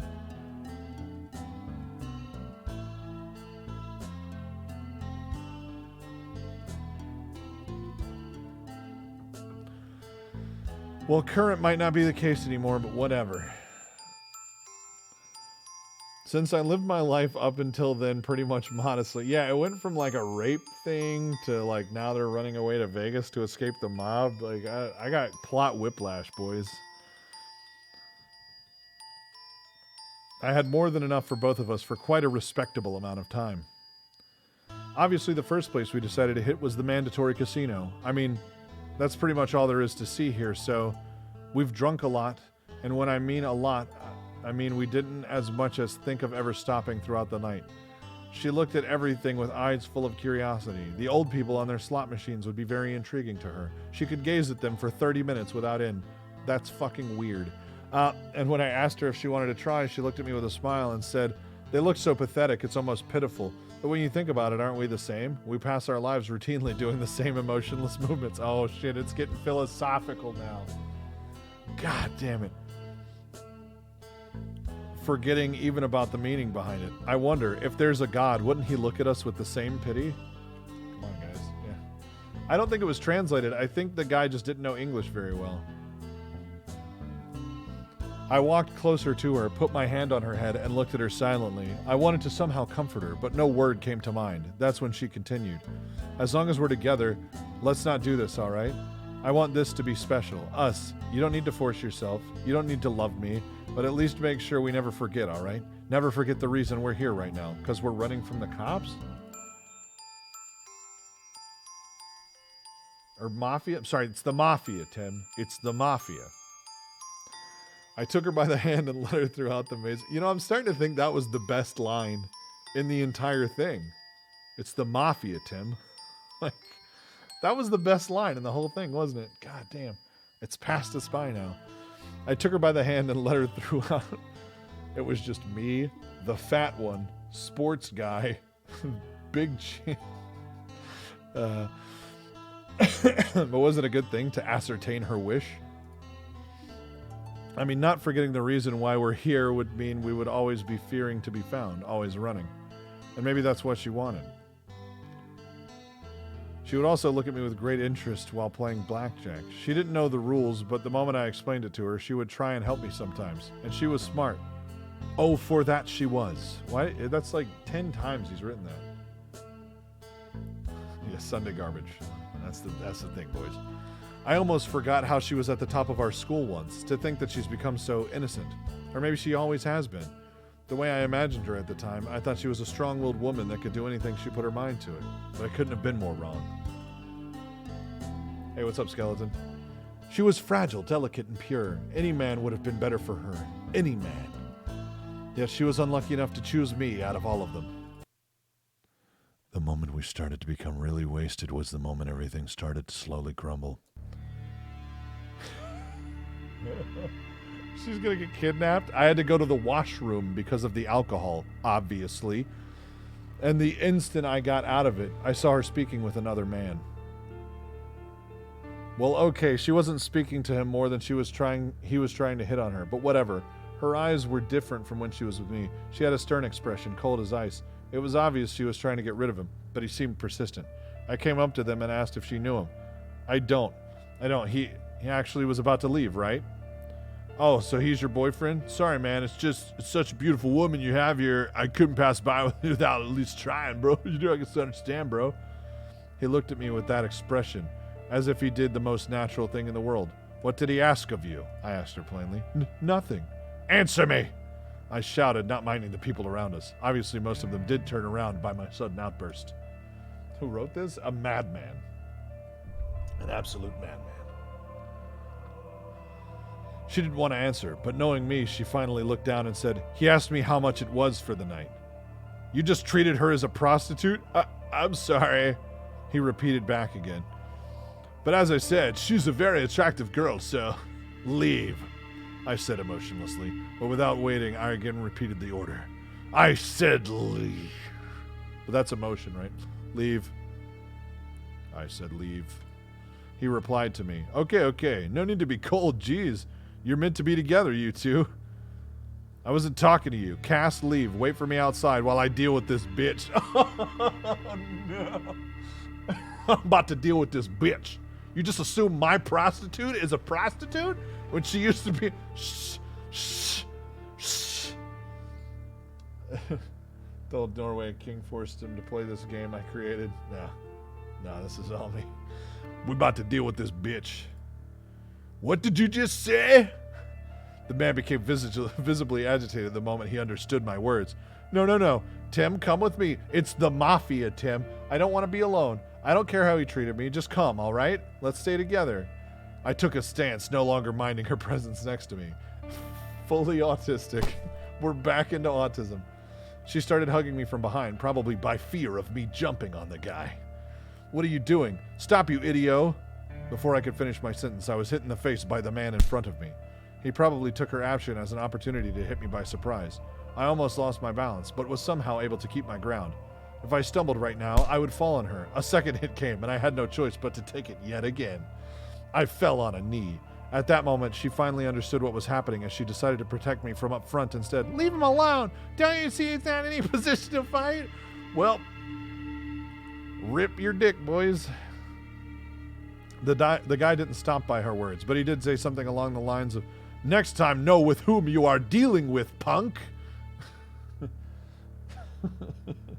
Nothing personnel, kid. Before leaving, as though he just conquered the world, I stayed close to where was security? This is a casino in Vegas. I stayed close to the ground for some time while she kept on hugging me. I sensed rage welling up inside me, and the only thing she thought to say was this. I'm sorry, baby. I'm so sorry. I'll get you money.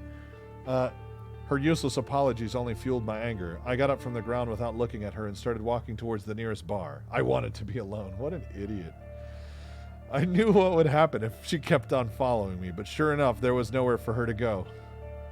I drank a couple of shots on my own. She was sitting next to me, but I ignored her. She didn't ask for a drink herself, nor did she start a conversation.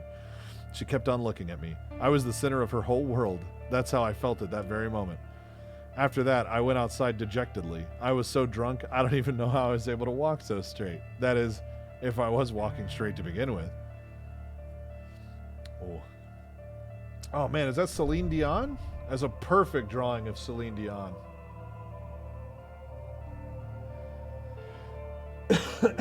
It was a nightmare, maybe 2 or 3 in the morning. She was shivering somehow. She repeated that she was cold multiple times over. I didn't really understand how it was possible since I was relatively hot at that moment. Is she going to freeze to death?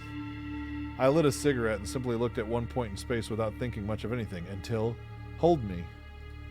Please, I'm cold. She wanted me to hold her, ridiculously enough. Get lost. She was annoying. But I want to be close to you, please. Please. Nothing personnel, kid. She didn't change gear even though I was so frigid towards her. She never did, but tonight she was even more than that. She outright showed her dependence on me. No. She approached me nonetheless. The moment her hands touched me, I pushed her hard to the ground. Why is he a psychopath? God damn. She fell on her butt, her face slightly contorting in pain. Others were looking at me. It seems like I was the bad guy tonight. Jeez, don't they understand? I mean, God, I just wanted to abuse my girlfriend. I couldn't care less. I didn't feel anything. I looked at her emotionlessly. She staggered back to her feet, and when she did, she kept her smile on her face, only looking at me. She walked again toward me and said, again. She wanted to be pushed again. What the fuck was her problem? Well, not that I really minded. When she touched me again, I pushed her in the same fashion I did before. She again stumbled to the ground and back to her feet. I started laughing. How the fuck was she so stupid? Doesn't she understand how mad I am right now? Do I even understand it myself? Oh, Jesus.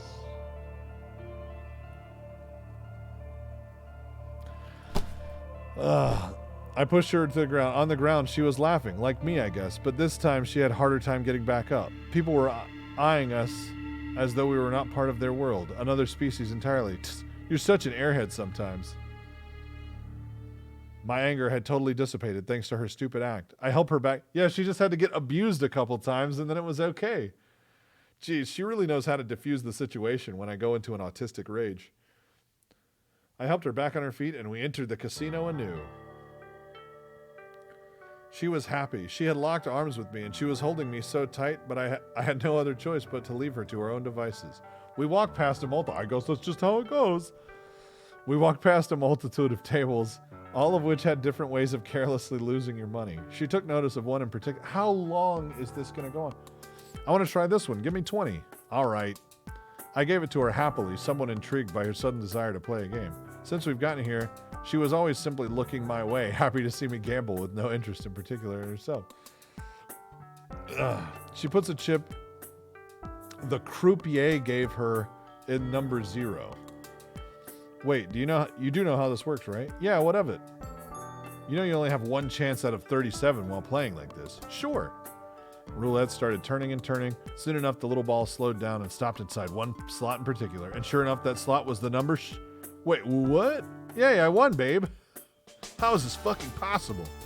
Yes, I know. Less than 3% is still more than 0. Still. She had won a bit more than $700. She wanted to give it to me, but I didn't accept it. Even if she didn't necessarily work for it, it feels as though she used a lot of her unused luck to win it.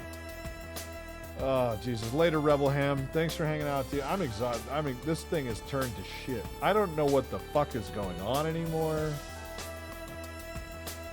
God damn. It's fine. It's fine. She bought us 2 bottles of wine and we finished the night at our hotel. She was on top of me. She looked at me with those passionate eyes of hers. She had a letter opener in her hands. I was lying around the bedside table, I think. The moment she noticed it, she took it hastily, as though she had a great idea. Then she said, I want to write my name on your body with this, can I? Well, all right, boys. Well, okay.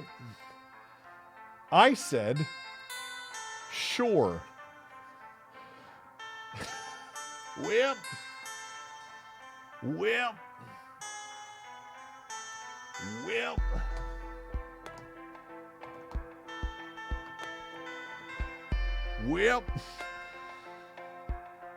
Carelessly, without ever breaking eye contact with her, I looked at her every movement with great interest. She applied pressure to my stomach with the edge of the thing. But it didn't do much good. Her name was there, all right, but it would probably disappear in less than 5 minutes. She was too soft. Still, she was satisfied with the result. I wasn't. She looked at my stomach contemplatively. I took that opportunity to grab the hand with which she had the letter opener and pushed it hard into my belly. What are you... That's not how you do it. If you want to appropriate me, do it properly.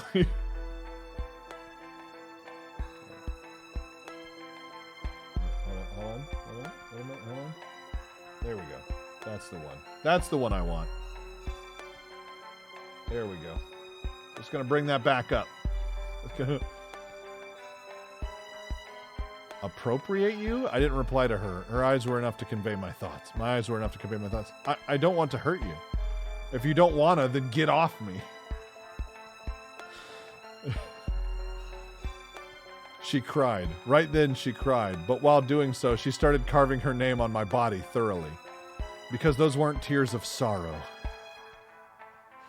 She was genuinely happy. Please stop. Please end. Please end. I don't want to read it anymore. Jesus Christ. The next day, I woke up with one of those fucking headaches. The ones where you can't even stand. I looked down and realized somebody carved their fucking name into my stomach. What the fuck happened last night? God damn. Oh, I'm gonna finish it. That's gonna happen. The first thing I noticed was blood on the bed sheets. At first I thought she must have been on her period, but soon I remember the reason as I tried to get up on my feet. My stomach was stinging as hell. When I looked at what she's done, I was extremely disturbed. She didn't go easy on me, all right? Not that I would have wanted it any other way. I ought to think of buying rubbing alcohol or else it'll start infecting like shit. Well, all right, it's fine. The next thing I noticed was my face in the mirror. That guy didn't go easy on me either. My right eye was swollen, but I had a nasty bruise on my cheek as well. She too looked rather pathetic herself.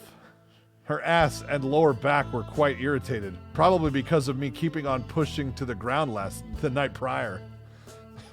You can't make this shit up. Like, you can't fake right. Like, it's fucking okay. Anyway, and I must have been a bit rough during sex last night since she had faint blue marks on her forearms. We're not even talking about the headache she must have had too. Wait, is that the blood? That's the blood. It's purple. So what did we do first thing in the morning? We started drinking. What else? We already looked fucking disastrous, so we needed to play the part as well. And after a couple of beers, I can proudly say that the headache I had subdued considerably. And when all is said and done, it wasn't such a bad idea in the end. Oh, I thought that was going to be the end of it. She wanted to go to the Ferris wheel. Yep, there's a Ferris wheel in Las Vegas. The biggest one in the world even. Get fucked, London Eye. What's that? It's called the High Roller Ferris wheel, if I remembered correctly. Oh, right. There was a Ferris wheel on the title screen, right? So she's going to kill herself or something on the Ferris wheel. It's a huge thing that takes almost 30 minutes simply to make one complete rotation. And even though I tried to explain to her that it was the best to ride that kind of attraction during the night, she wouldn't listen to any of it, as if the damn thing would run off on its own or something. In the end, I had no other choice but to comply with her nagging demand. Sometimes she can be very persuasive, I should say. Not that I actually want to explain why. Her first statement upon seeing the thing from close up was, "Whoa, it's so huge. It might be too scary now that we're actually here." Damn it, game, end already? This is going to be, my next novel. It's going to be a visual novel. I'm going to do all the art. So it's going to look at least this good. I feel like she was made, she was probably made in like an anime character maker program. And then the rest of this is either hired out drawings or, I don't know. You're not going to pussy out on me here, are you? Wait, what? Hold on. An hour and a half for 2 hours left? That's fine. That's fine, guys. That's exactly what I wanted. You were the one who dragged me all the way here, so now there's no way I'm going back without seeing what's on top of it, you hear? Ha ha ha, it's probably just some clouds and stuff. Let's go, all right? Oh, no. You won't run away that easily. I put my arms around her hips to bring her really close to me. She's become pretty much my prisoner the moment I got a hold of her. What? She's become pretty much my prisoner the moment I got a hold of her. Yeah, it makes sense. That makes sense. If you write some shit and decide to make it into a visual novel, I'm drawing that shit. Fuck payment. Hey, you got to be of a high level, all right? I already have a plan for a visual novel, okay? What are you doing? Let go. I don't want to go. Are you sure you want me to let go? She blushes the moment she hears my word and faintly says, and finally she She blushes the moment she hears my words, and finally says faintly as though she's surrendered. There we go. No, please keep holding me like this. Goo. In the end, she did ride it. She sat with me the whole time. Since it's the biggest Ferris wheel in the world, the passenger cars are quite spacious indeed. The advantage being that we can stand inside and walk from one end to the next. The downside is that we're forced to ride it with strangers, and that in and of itself is a deal breaker for me. The idea of even ridding it was scaring the shit out of her earlier, but now she's completely engrossed in the view, pointing towards things that we've seen on our way here or on our way over here, and making comments on things she thought was bigger and whatnots. And whatnots. Jesus. I wondered if she was even scared to begin with. Maybe it was all just an act to be able to sit on me. I'm just going. What a sly woman. Still, she earned it the moment I bought it. Suddenly, she broke her easygoingness and took a tone that she doesn't usually take. Tim, answer me seriously, all right? I'm always serious. What's up with her? I didn't like the way she was bringing things along. She had stuffed animals. She was bringing everything along. It was ridiculous. She removed her glasses and looked me in the eyes. Do you regret coming all the way here with me? What are you saying, idiot? I was the one who brought you with me. There's no way I would regret any of it. Yeah, but that's because it still hasn't been a week since we ran away. In no time, I'm sure you will change your mind. And when that time comes, you'll hold it against me. This sucks so much. Since when do you care what I think of you? She averts her eyes from mine and gazes at the ground instead. She doesn't ignore my senseless words like she normally does. Sigh. I might have really hurt her this time around. I guess I've always had poor tact. As long as I have your name on my stomach, I won't forget the reason we've done this. And I won't forget nonetheless. You'll be the one reminding me, all right? Is the writing getting... Am I just getting retarded from too many words? I think I am. If only I could. She takes my face in her hands. She traces every turn and corners of it before kissing me dearly. You're so gentle. You're the most gentle man I have ever known. And I've noticed this kindness since the first moment I laid eyes on. Oh, fuck. Oh, there's 2 more hours? All right. What is she saying? She must be blind, or else I'm the only one she's looked at. No, I'm a vile, disgusting man. Anyone will sooner or later hate me, even her. Don't make fun of my masterpiece. I will. I should be the one saying this to her. That she's gentle, that she's perfect. Yet I say none of those things. I know the moment I open my mouth, I'll destroy this moment that seems so... perfect?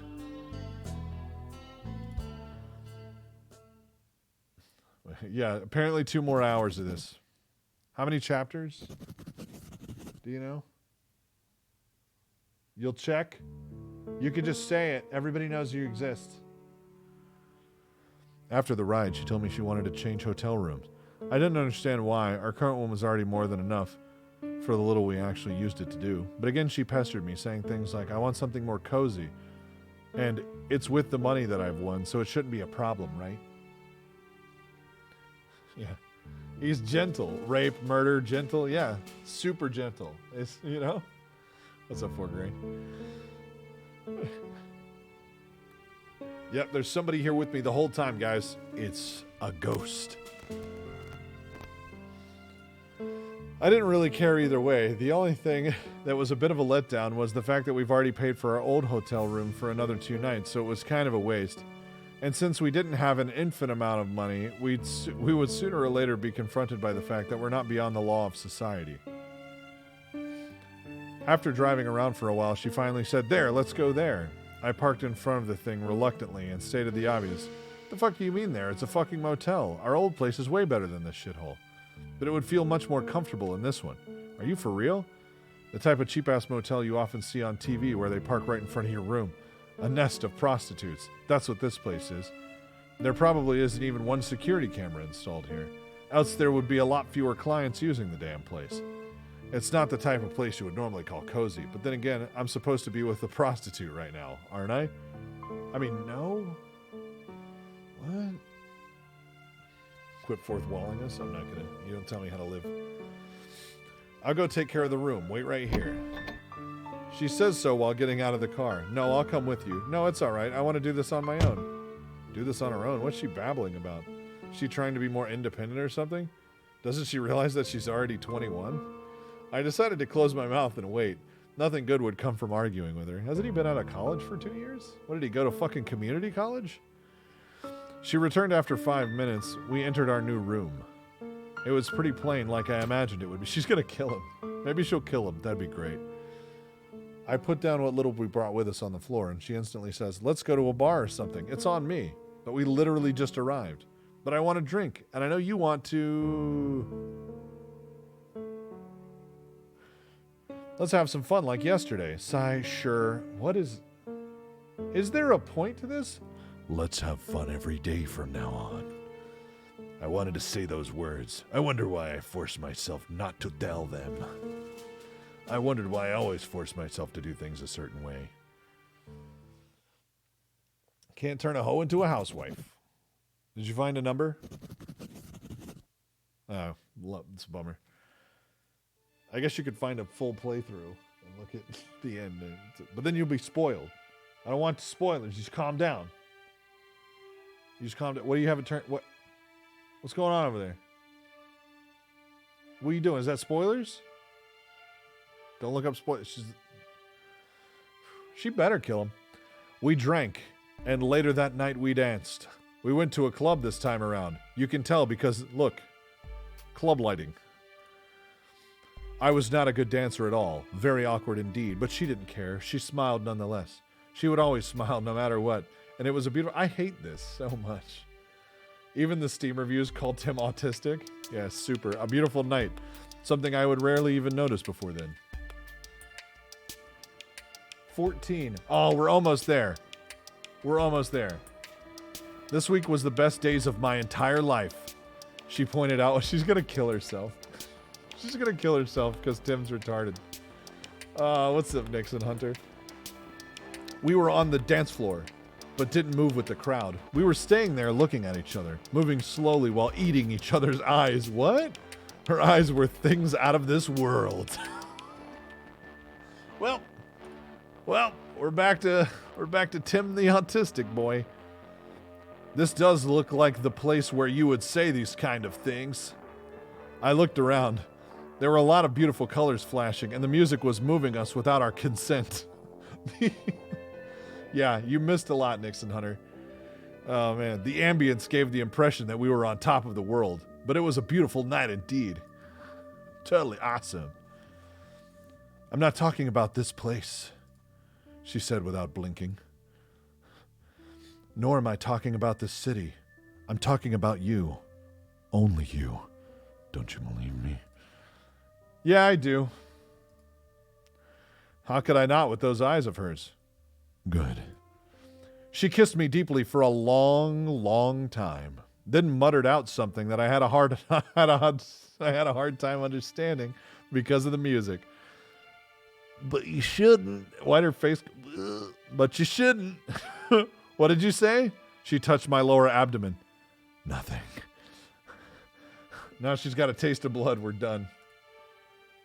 No, she's gonna kill. It's murder-suicide. She hugged me for the most part of the night. I was happy there was no accident tonight. No shouting, no pushing. I was glad. Those are not accidents, okay? Those are things that you do. How stupid I was, not understanding that the night as yet to be over. We were so drunk we had no other choice but to finish the night at our old hotel room. It was conveniently a lot closer to the club than we were to the atrocious motel room she'd rented earlier today. It was when she was taking a shower I noticed something on the ground, a business card or something. I unconsciously took it roughly in my hand and studied it. It was a man's, and on the back was written, "Call me." Already I was pissed. I didn't know why. She got out of the shower and dressed up. Then I instantly confronted her. What the fuck is this? She glanced at the piece of paper with no reaction. I don't know. What is it? Don't fuck with me. It's written, "Call me" on the back. Who is he? I have no idea. Oh, she's being crazy because I'm doing the voice. I'm doing a crazy voice. Henry? I read the name on the card. I noticed a slight reaction from her part. So you know him. Well, she starts off. There was a man who tried to talk to me while I was buying us a drink. He told me his name was Henry, but I didn't want to talk to him, even less take his card. Always conveniently while I'm away. What's up, Potato? How's it going? How's it going? The fuck is this game? Look, this is the best game ever made, okay? Just sit back and relax. It's modern classic. Then what is this then? I throw the card at her. I don't know. He must have put it inside my coat pocket or something. You know I wouldn't do that, baby. You only hit me because I'm stupid. I started walking towards the exit. Tim, where are you going, Tim? It's the mafia, Tim. None of your business. No, wait, Tim. You're not thinking of finding that guy, are you? How the fuck is he gonna find that guy? And what if I am? She instantly tries to get in between me and the door, seeing that she can't pass in front of me. She quickly decides to hug me tightly from behind instead. Get away from me! No, don't leave with me like this. This was supposed to be a night for both of us. Don't you understand that they're all making fun of you? I can't let what? No, they're trying. I don't care. Let's drink. Let's have sex. Let's have some fun together. It's the only thing that matters to me. Don't you understand that tonight is very important to me? Is she trying to control me? She is, isn't she? That fucking bitch. Trying to make me feel as though I'm so important to her. Then all of a sudden, a thought crossed my mind. There was no logic behind it. The booze must have been at it. Yet I was so compelled to think it's true. Is that why? I asked her as though she knew what I was referring to. Why what? Is that why you rented the other room at the motel? To meet with some other men? That's why you pushed me to drink past my limit all night, eh? What? Wait, no. There's no way I'd do such a thing. You keep telling me this, but is this even true? You're a prostitute after all, aren't you? I don't even know you. I don't know her. I thought I did, but there's no way such a girl would love a loser such as myself. Fuck off, Tim. Alright, that's fine. He's gonna go find him. He knows his name. Henry. I'll get you, Henry. She's a hooer. The moment those words leave my mouth, I see it in her eyes. I see that I've hurt her more than I ever did. Still, her hold on me never weakened, even then. It irritates me to an extent. I said, get off of me. Ah.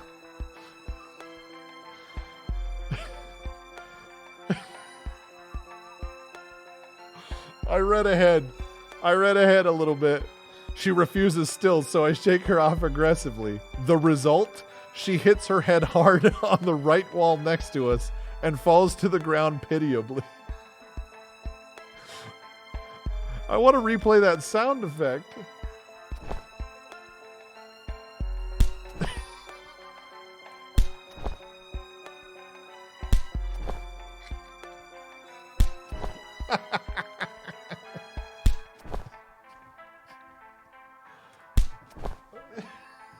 Down she goes. Down she goes. I froze stiff. I didn't mean to hurt her. I instantly look back at her to make sure she's okay. Are you all right? I need to help her. Those were my thoughts until... I'm fine, thanks. She flashes me a bright smile, even though she looks quite in pain. Down goes Frazier! Down goes Frazier! It's over! It's all over, folks! Dude, come on. I have no right to help her. I try again to direct myself to the door, but she gets a hold of my leg in return. Please, don't go. I've just suffered a concussion. It's not... Please.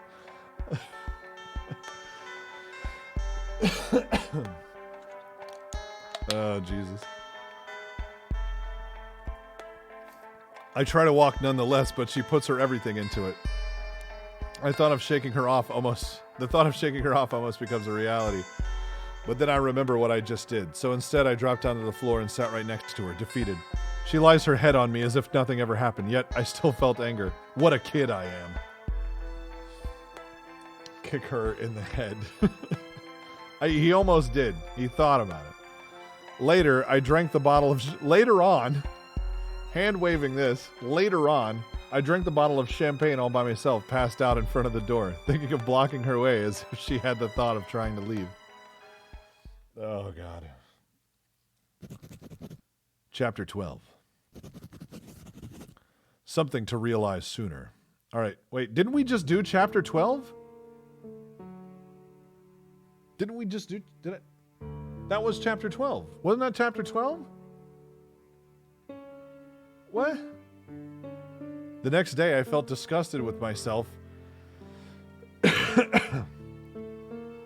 Not because I was hungover or anything of the sort. No, the moment my eyes opened, I knew. I knew I did something wrong, but I didn't remember all that much. Probably the effects of the alcohol. But I knew nonetheless. Why was I acting so childishly? Even if she did want to see other men, who was I to try and stop her? I knew all along, right? That she's a prostitute. I mean, people can quit jobs, Tim. Like, has nobody ever explained to Tim? That, goddamn. All right. Jealousy is a byproduct of love, or so they say. I should apologize. If I apologize and explain myself, then maybe I can salvage a bit of this relationship we have together.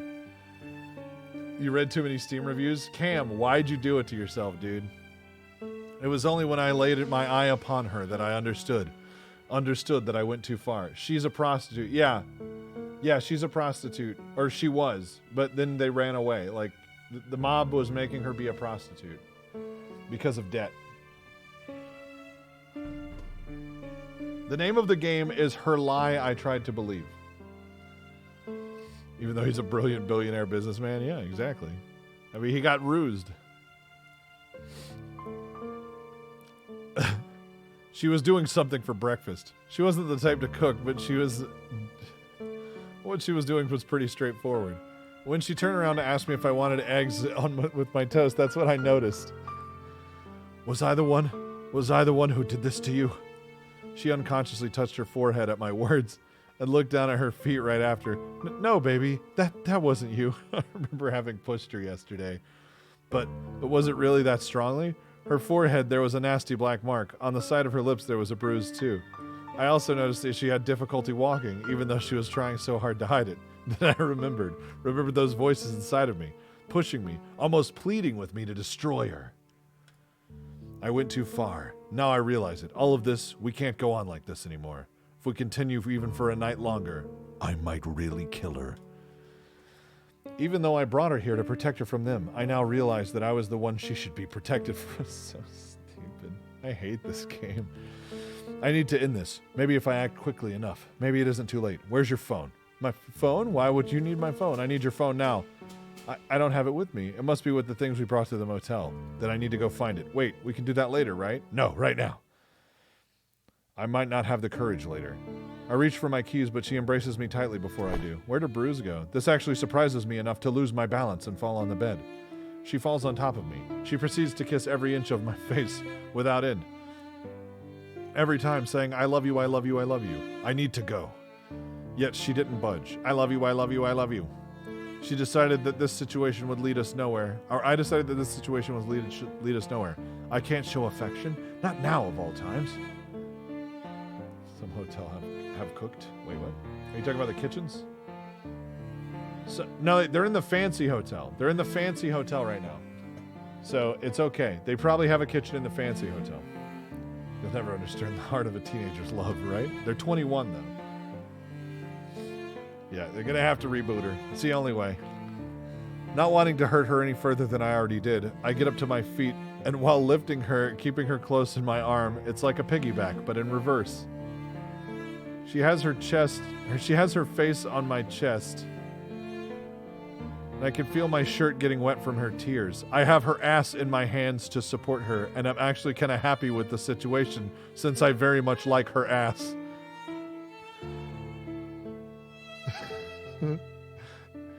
The music really sells that. I'm actually kind of happy with the situation since I very much like her ass. I have to break up with her before I kill her. That said, you know? That said...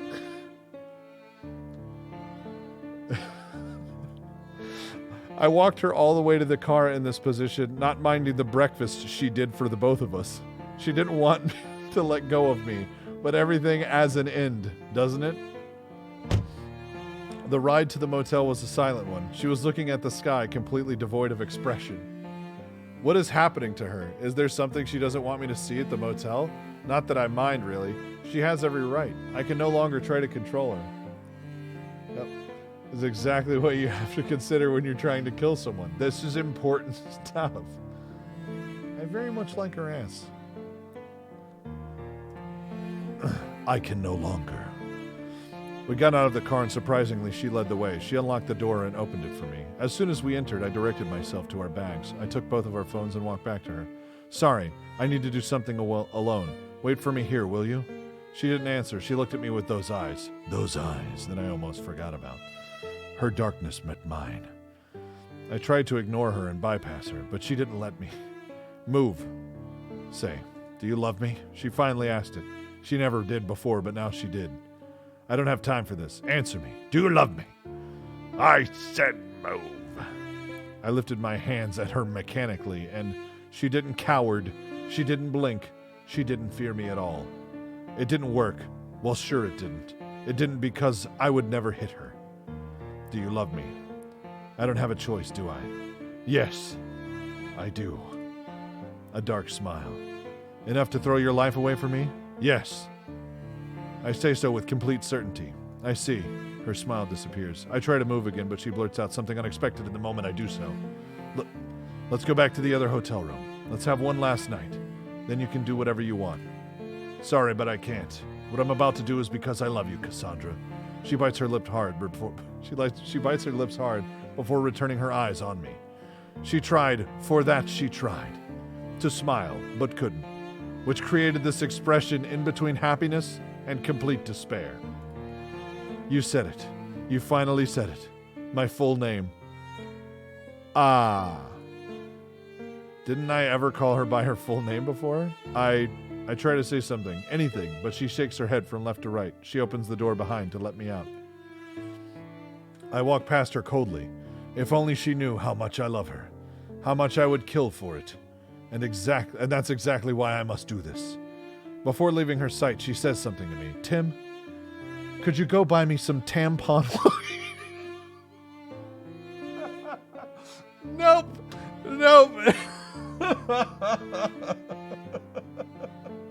I can't make it through that one, boys.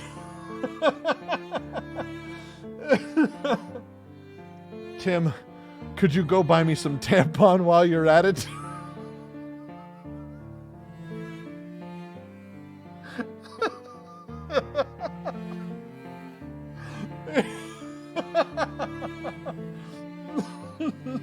Oh no. The perfect game. It's the perfect game. Oh, we peaked, boys. It's the Mafia, Tim. It's the Mafia, Tim. Oh, God. Oh, I'm so exhausted.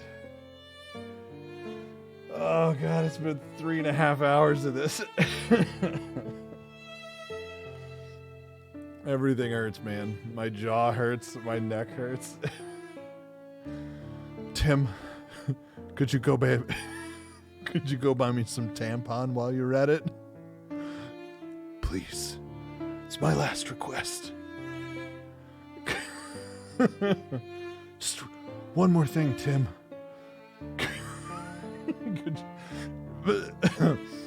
Could you go buy me some tampon while you're at it? No. What? I look back at her. She regained her smile as though all of this was just an act. Please.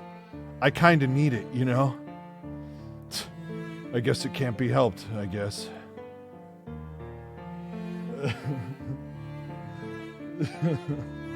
I pass my hand inside of my hair before waving goodbye. She doesn't follow suit. She simply looks at me until I turn the corner. What is she? One of the legendary lines next to They Live in Independence Day. A puzzling call. Only two more, guys. We're almost there. At first I thought of taking the car, but soon decided otherwise. Walking would help me cool off a bit, or at least that's what they say. That's what they always say. I bought her what she asked of me, though I'm not sure which ones I should have chosen. He bought the tampons. Wasn't he just leaving? Then I looked for a payphone. I didn't want to call directly from her phone or even mine. If things end up badly, at least we'll still have some options left. Giving us away too easily would be a bad decision on my part. Wait, wasn't he gonna fucking... I don't know.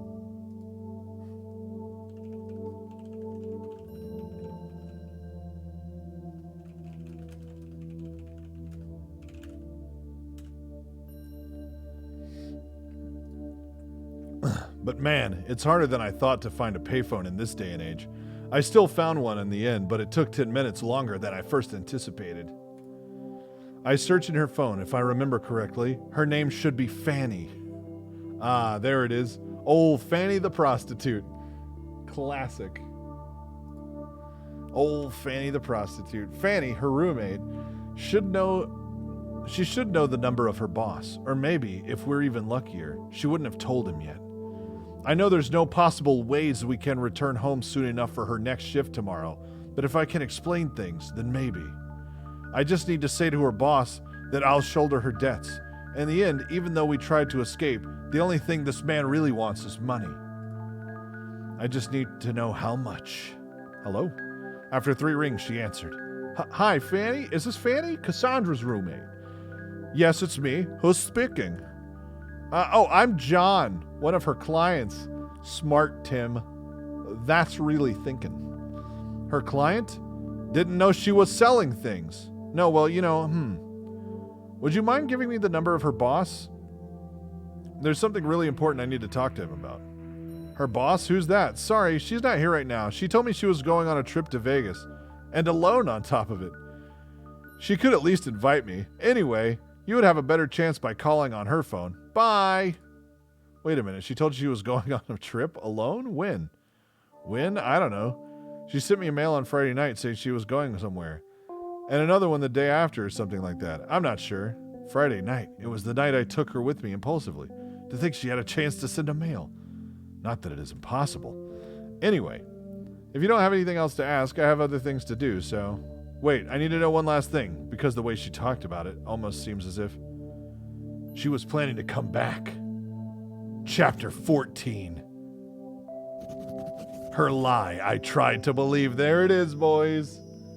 There's the title. I don't know why nor when, but I decided to run. I ran frantically to that motel room. I had this ominous feeling. Why did she lie to me? And how? Her roommate. To my question, she answered me this. What the fuck, prostitute? Is this some kind of sick joke or something? Sorry, I don't know who you are, but Cass isn't that type of woman, okay?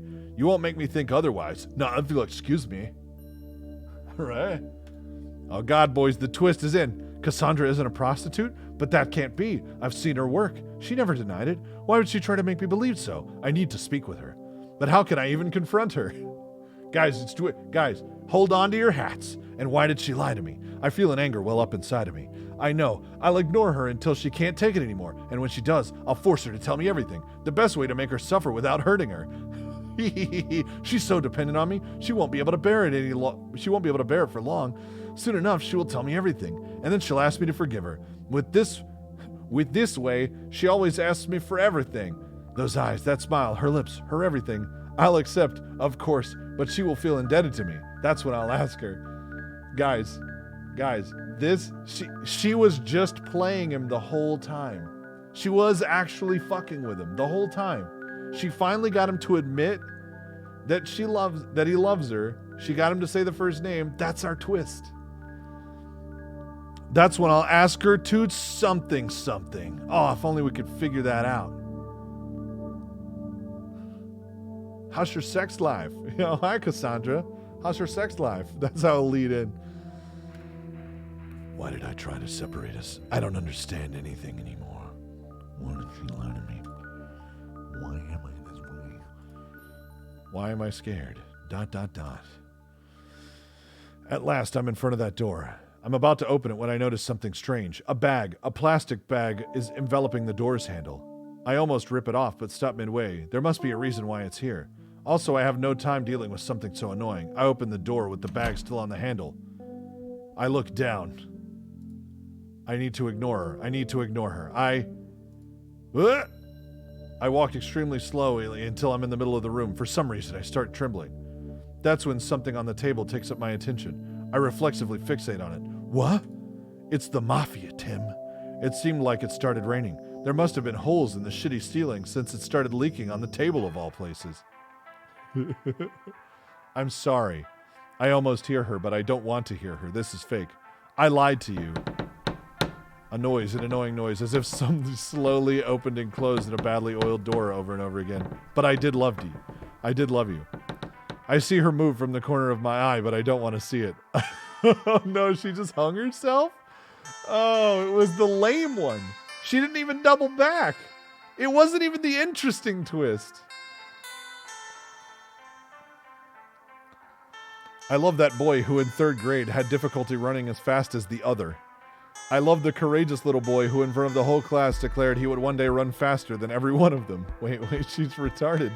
I wanted to encourage that boy. But it seems the means I used to encourage him rubbed him the wrong way. Soon he became cold to my word, and even to my stares. I realized that the only way to be accepted by that boy was to look at him in the same fashion he did to me. So soon enough, I learned to hate him as much as he hated me, even though I loved him. Jane... And Jane hangs herself. So I soon gave my everything. I wanted to answer that boy's feeling with my own. Soon he became my whole world. I existed solely to beat him. I existed solely to take things away from him. And for a time, it lasted. Did she hung herself to take the thing? But I was noticing it. I was noticing the fact that he was creeping closer and closer to me. Obviously, taking things away from someone means you also accept things to be taken away from you. In less than a year after graduating from elementary school, he was beating me at running. This is so stupid. This is so goddamn stupid. Boners and Ferris wheels? Yeah. Even though I was running every night, even though I passed most of my weekend practicing, he beat me as if it was nothing. Almost as if I was a girl and he was a boy, and that's how physical... Anyway, it was extremely frustrating. I was supposed to be happy about it, wasn't I? I mean, wasn't it exactly what I wanted for him? Yet, he became popular, the ace of the basketball team. He was so special. I'm sure he didn't even notice it himself. I was so jealous, but at least I still had something. He was... Boners and weed, and then Cassandra hangs herself. By the way, Cassandra hangs herself, yeah. Oh, man. Boners and weed. There you go. Boners and weed. Everybody's happy because it's boners and weed. Game must be good because boners and weed. Oh, by the way, boners, weed, and Jane hangs herself. Classic. A classic. Biblethump, you win game. Biblethump, take your damn bits already, you ass by piece of shit, Biblethump. Biblethump. But at least I still had something. He was still just a sports person while I was also good at school. Surely he wouldn't be able to take this away from me. But then he quit basketball? Why? You've got rice on your face. 2 bitties for your troubles. Thanks for the 2 biddies. Thanks for the 420 disciple and the 100 Kip and Rec for the 100. I loved looking at him play so much. Then I realized he was coming for that too. He was coming to take this away from me too. But if he takes that away from me, for what reason will he keeps on looking at me like he's doing right now? There's none. The moment he takes this away, I will have nothing left to show for myself. The thing that we have together, this rivalry, will no longer exist. I did all I could. I existed solely to beat him after all. And that's exactly what I was trying to do. There's no way I would actually win. If he sets himself to do something, he will succeed without a shred of doubt. I foresaw my demise long before it arrived. So before it happened, I tried to shake him off a little. We were in high school by that time. A lot of boys would confess to me. I decided to accept one of them. Though I had no interest, I wanted to see if it would affect him.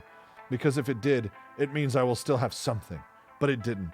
At first I thought it did. But when he approached me, it was for a completely different reason. It was because he beat me in the midterms. You've got rice on your face. I know you are secretly crying inside Yeah. to show us you a strong digif master. You know what? You're welcome, guys. I gotta stay strong for you. The whole time, it was the mafia. He probably didn't want to accept it easily, but he did. and I had completely given up at that point. He didn't even look at me as a woman. He saw me as a wall to escalate. So I did the easiest thing I could do. I quit school before the next exams to make sure he never takes it completely away from me before he could escalate the wall. Guys, don't ever escalate a wall, okay? You got to respect him more than that. Is her English normal and she's just extra retarded, so he's reading it like this? Yeah, he's the exchange student. I will explain it when we're done.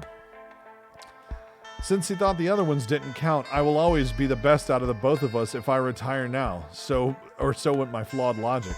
You see, I didn't lie about the fact that my father had a lot of money, but I did lie about the fact that he lost it all. So not going to school wasn't such a big deal either. I could have become whatever I wanted, but I didn't want to become anything. I kept on looking at the boy from afar, and he cried, how did he write that? Man, she wrote this fucking letter quick. But he had graduated and was now a college student. If I hadn't given up, I would have been right next to him. But obviously, I wasn't. I had given up in order to fulfill the purpose of my existence. And that purpose, it was still not completed yet. Because I existed solely to take things away from him. I get it.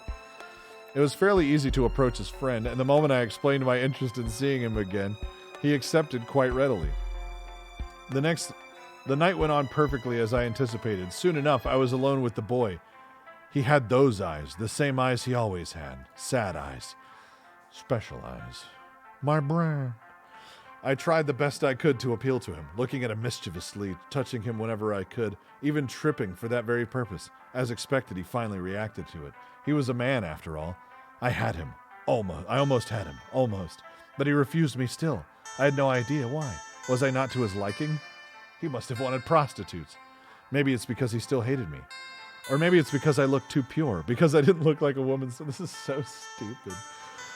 For the next 2 years, I tried multiple times over to approach him with the excuse of it being a coincidence and whatnots. But every time he would just run away from me or completely ignore me. Even if I changed the things I wore or the way I walked, he never looked at me. I was nothing to his eyes. I almost gave up. Then I noticed he sometimes would go out of his way to go to a certain bar to meet with one of his clients. A hostess bar. Instantly, I had the idea. Why not? I knew he sometimes came on a Thursday, so long as I'm not able to work on that day. So long as I'm able to work on that day, I'll eventually get to meet him. And he would no longer be stopped by his guilty conscience, seeing that I'm a hostess of all things. He would surely give in with enough appeal. I wanted him to look at me as a woman. I wanted him to want me. I wanted him to suffer like he made me. This is so dumb. I love it. I love how stupid this is. So I started working at the bar only on Thursday in wait for him. And contrary to some belief, I could choose if I wanted to lay with a client or not. On the third week, he finally came. That was quick. I noticed him right away, and sure enough, I made sure to serve him. I played with my hair and teased him and smiled brightly whenever I could. He finally cracked. And after that night, I had him.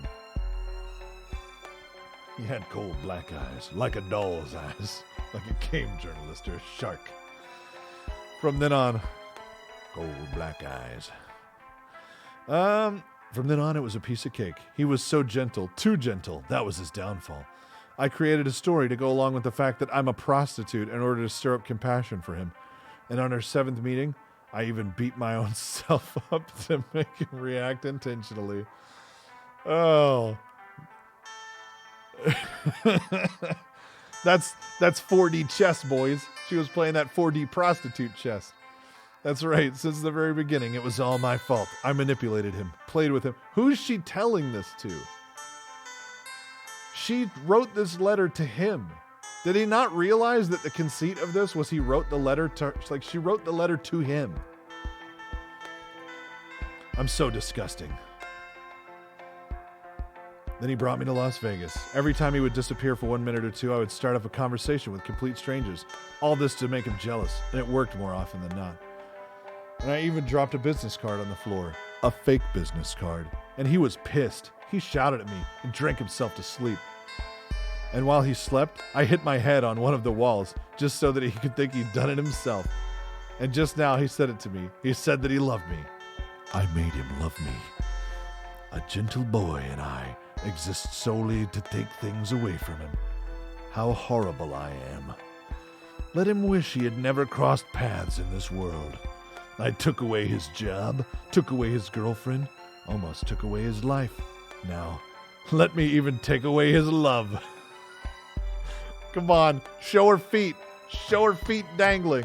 I refuse to play this game any further if they don't do it. I crush the paper in my hand. Frustration like I've never felt before.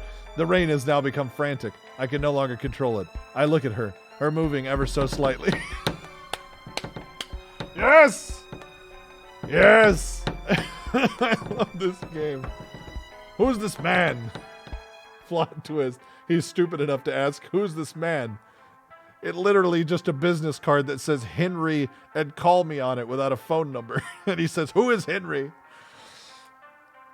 There are so many things I need to tell her. So many.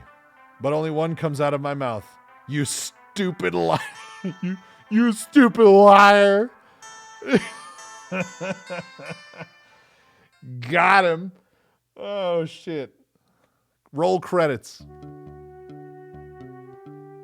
Yes. H-Self. Oh, it's the Duke Nukem theme, or it's a Doom theme.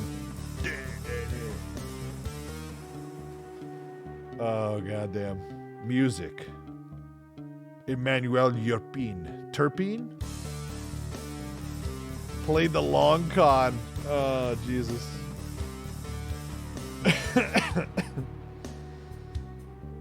CG sprite artist. Armando Sionosa. So that guy did a decent job. The background artist was terrible. Rostislav Kubovic. The ending I always wanted. Art director, Velm and H-Self. Who did this music? This song is a jam. Wait, where was this? Where was that? Her lie, I tried to believe. Did you see that car? Dude, the whole game was perfect.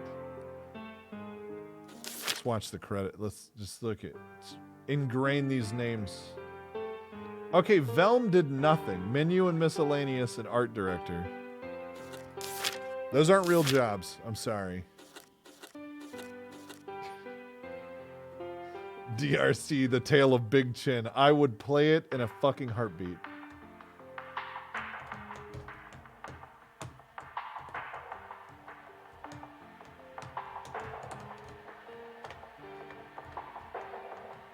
What's going on? I'm being harassed. Let's check out their Twitter.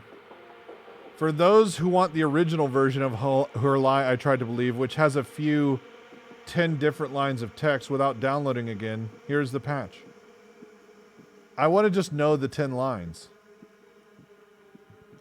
There's more.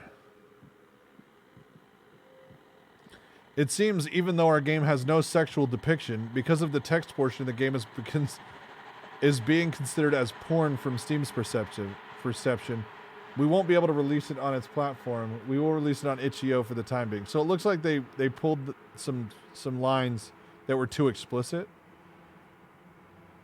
God, it was perfect. This visual novel is just fantastic. I really enjoyed it, even though it felt like I was actually going to die. But seriously, it's brilliantly made from the way it's written to the artwork, and the music is just amazing. In my opinion, I think that this visual novel is better than Doki Doki. How fucking dare you? Who is that human being? Cobalt, I know you don't usually hire hitmen, but actually you've got the Norwegian Special Forces. Call up the Fjordskinatski Brarpendarpens, or whatever they're called, and send them out, all right? This is important. I know they didn't do the hostage situation, but this is serious. I want to rape you in the mouth, bitch, and watch you cry after. Wait, that's one of the lines? All 40 of them? You guys have as many as 40. Ooh. As many as 40 special forces. Say hi. Nixon Hunter, thanks for the follow, dude. Welcome. Ugh.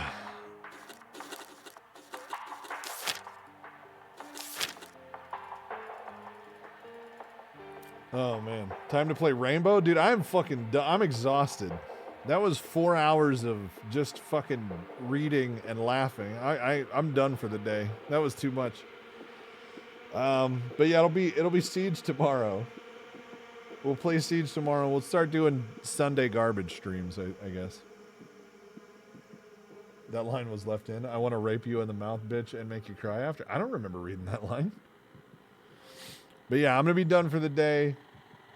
Based on a real story with Too Rich. Hey. This game was perfection. But yeah, we're going to probably play Siege.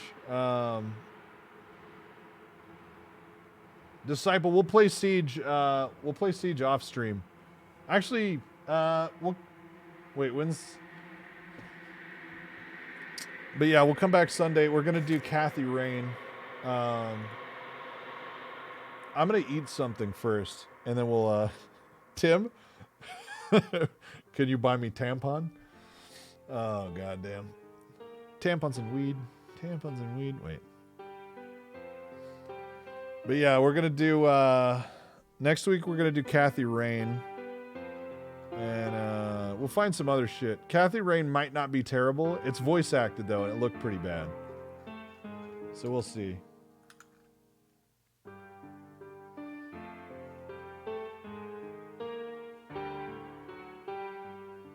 But yeah, I'm going to eat, and then we'll... Oh, this is another thing we're going to do, guys. Next Sunday is... We'll probably do this next Sunday. We're gonna watch the high school production. Let me see who did it. It's the Station Camp High School Fine Arts Department performance of Fiddler on the Roof from 2014. So we're gonna do that next weekend for sure. That one's 2 hours, and then we'll do something else. But yeah, I might come back. I might turn the stream on to play Siege later, but I'll probably be playing Siege after I eat something. With the boys. Yeah, Fiddler on the Roof. All reviews very positive. Why am I not making a visual novel? Like, it just seems like it'd be a lot easier than what I'm doing.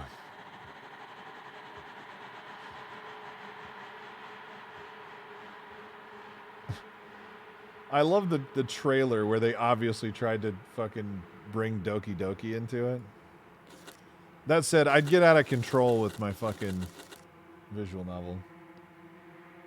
Zan, is your art... Are you on this guy's level? Are you on this guy's level, huh? Right here? Huh? Not the backgrounds. Those backgrounds are terrible, all right? I got a quality standard, all right? We got to be Katawa Shoujo or better. That's the law. It fucking better be. Why don't you ever link your art anywhere, huh? Makes me real suspicious.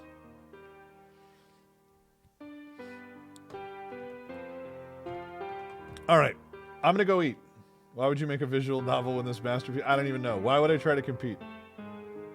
You draw the collarbones way down here. It's perfectly natural.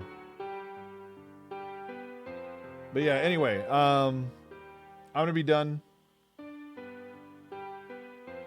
Again, I might turn the stream on while I'm playing Siege, but I'm not going to. I'm exhausted. So I want to put very little effort in. We'll see you guys. We'll be back either later, worst case tomorrow, and again next week. Next Sunday, we're doing the.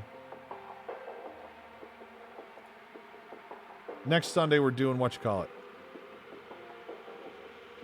Fucking Fiddler on the Roof for sure. For sure, Z's we're doing Fiddler on the Roof.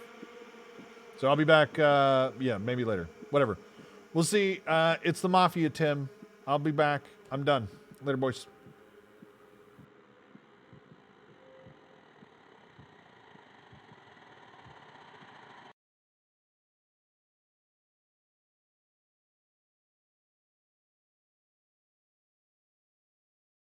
Tennis ball, throw it against the wall. Tennis ball, throw it against the wall. Bounce, bounce, bounce, bounce, bounce. Tennis ball, throw it against the wall. Tennis ball, throw it against the wall. Tennis ball, throw it against the wall. Helps me forget about my cancer.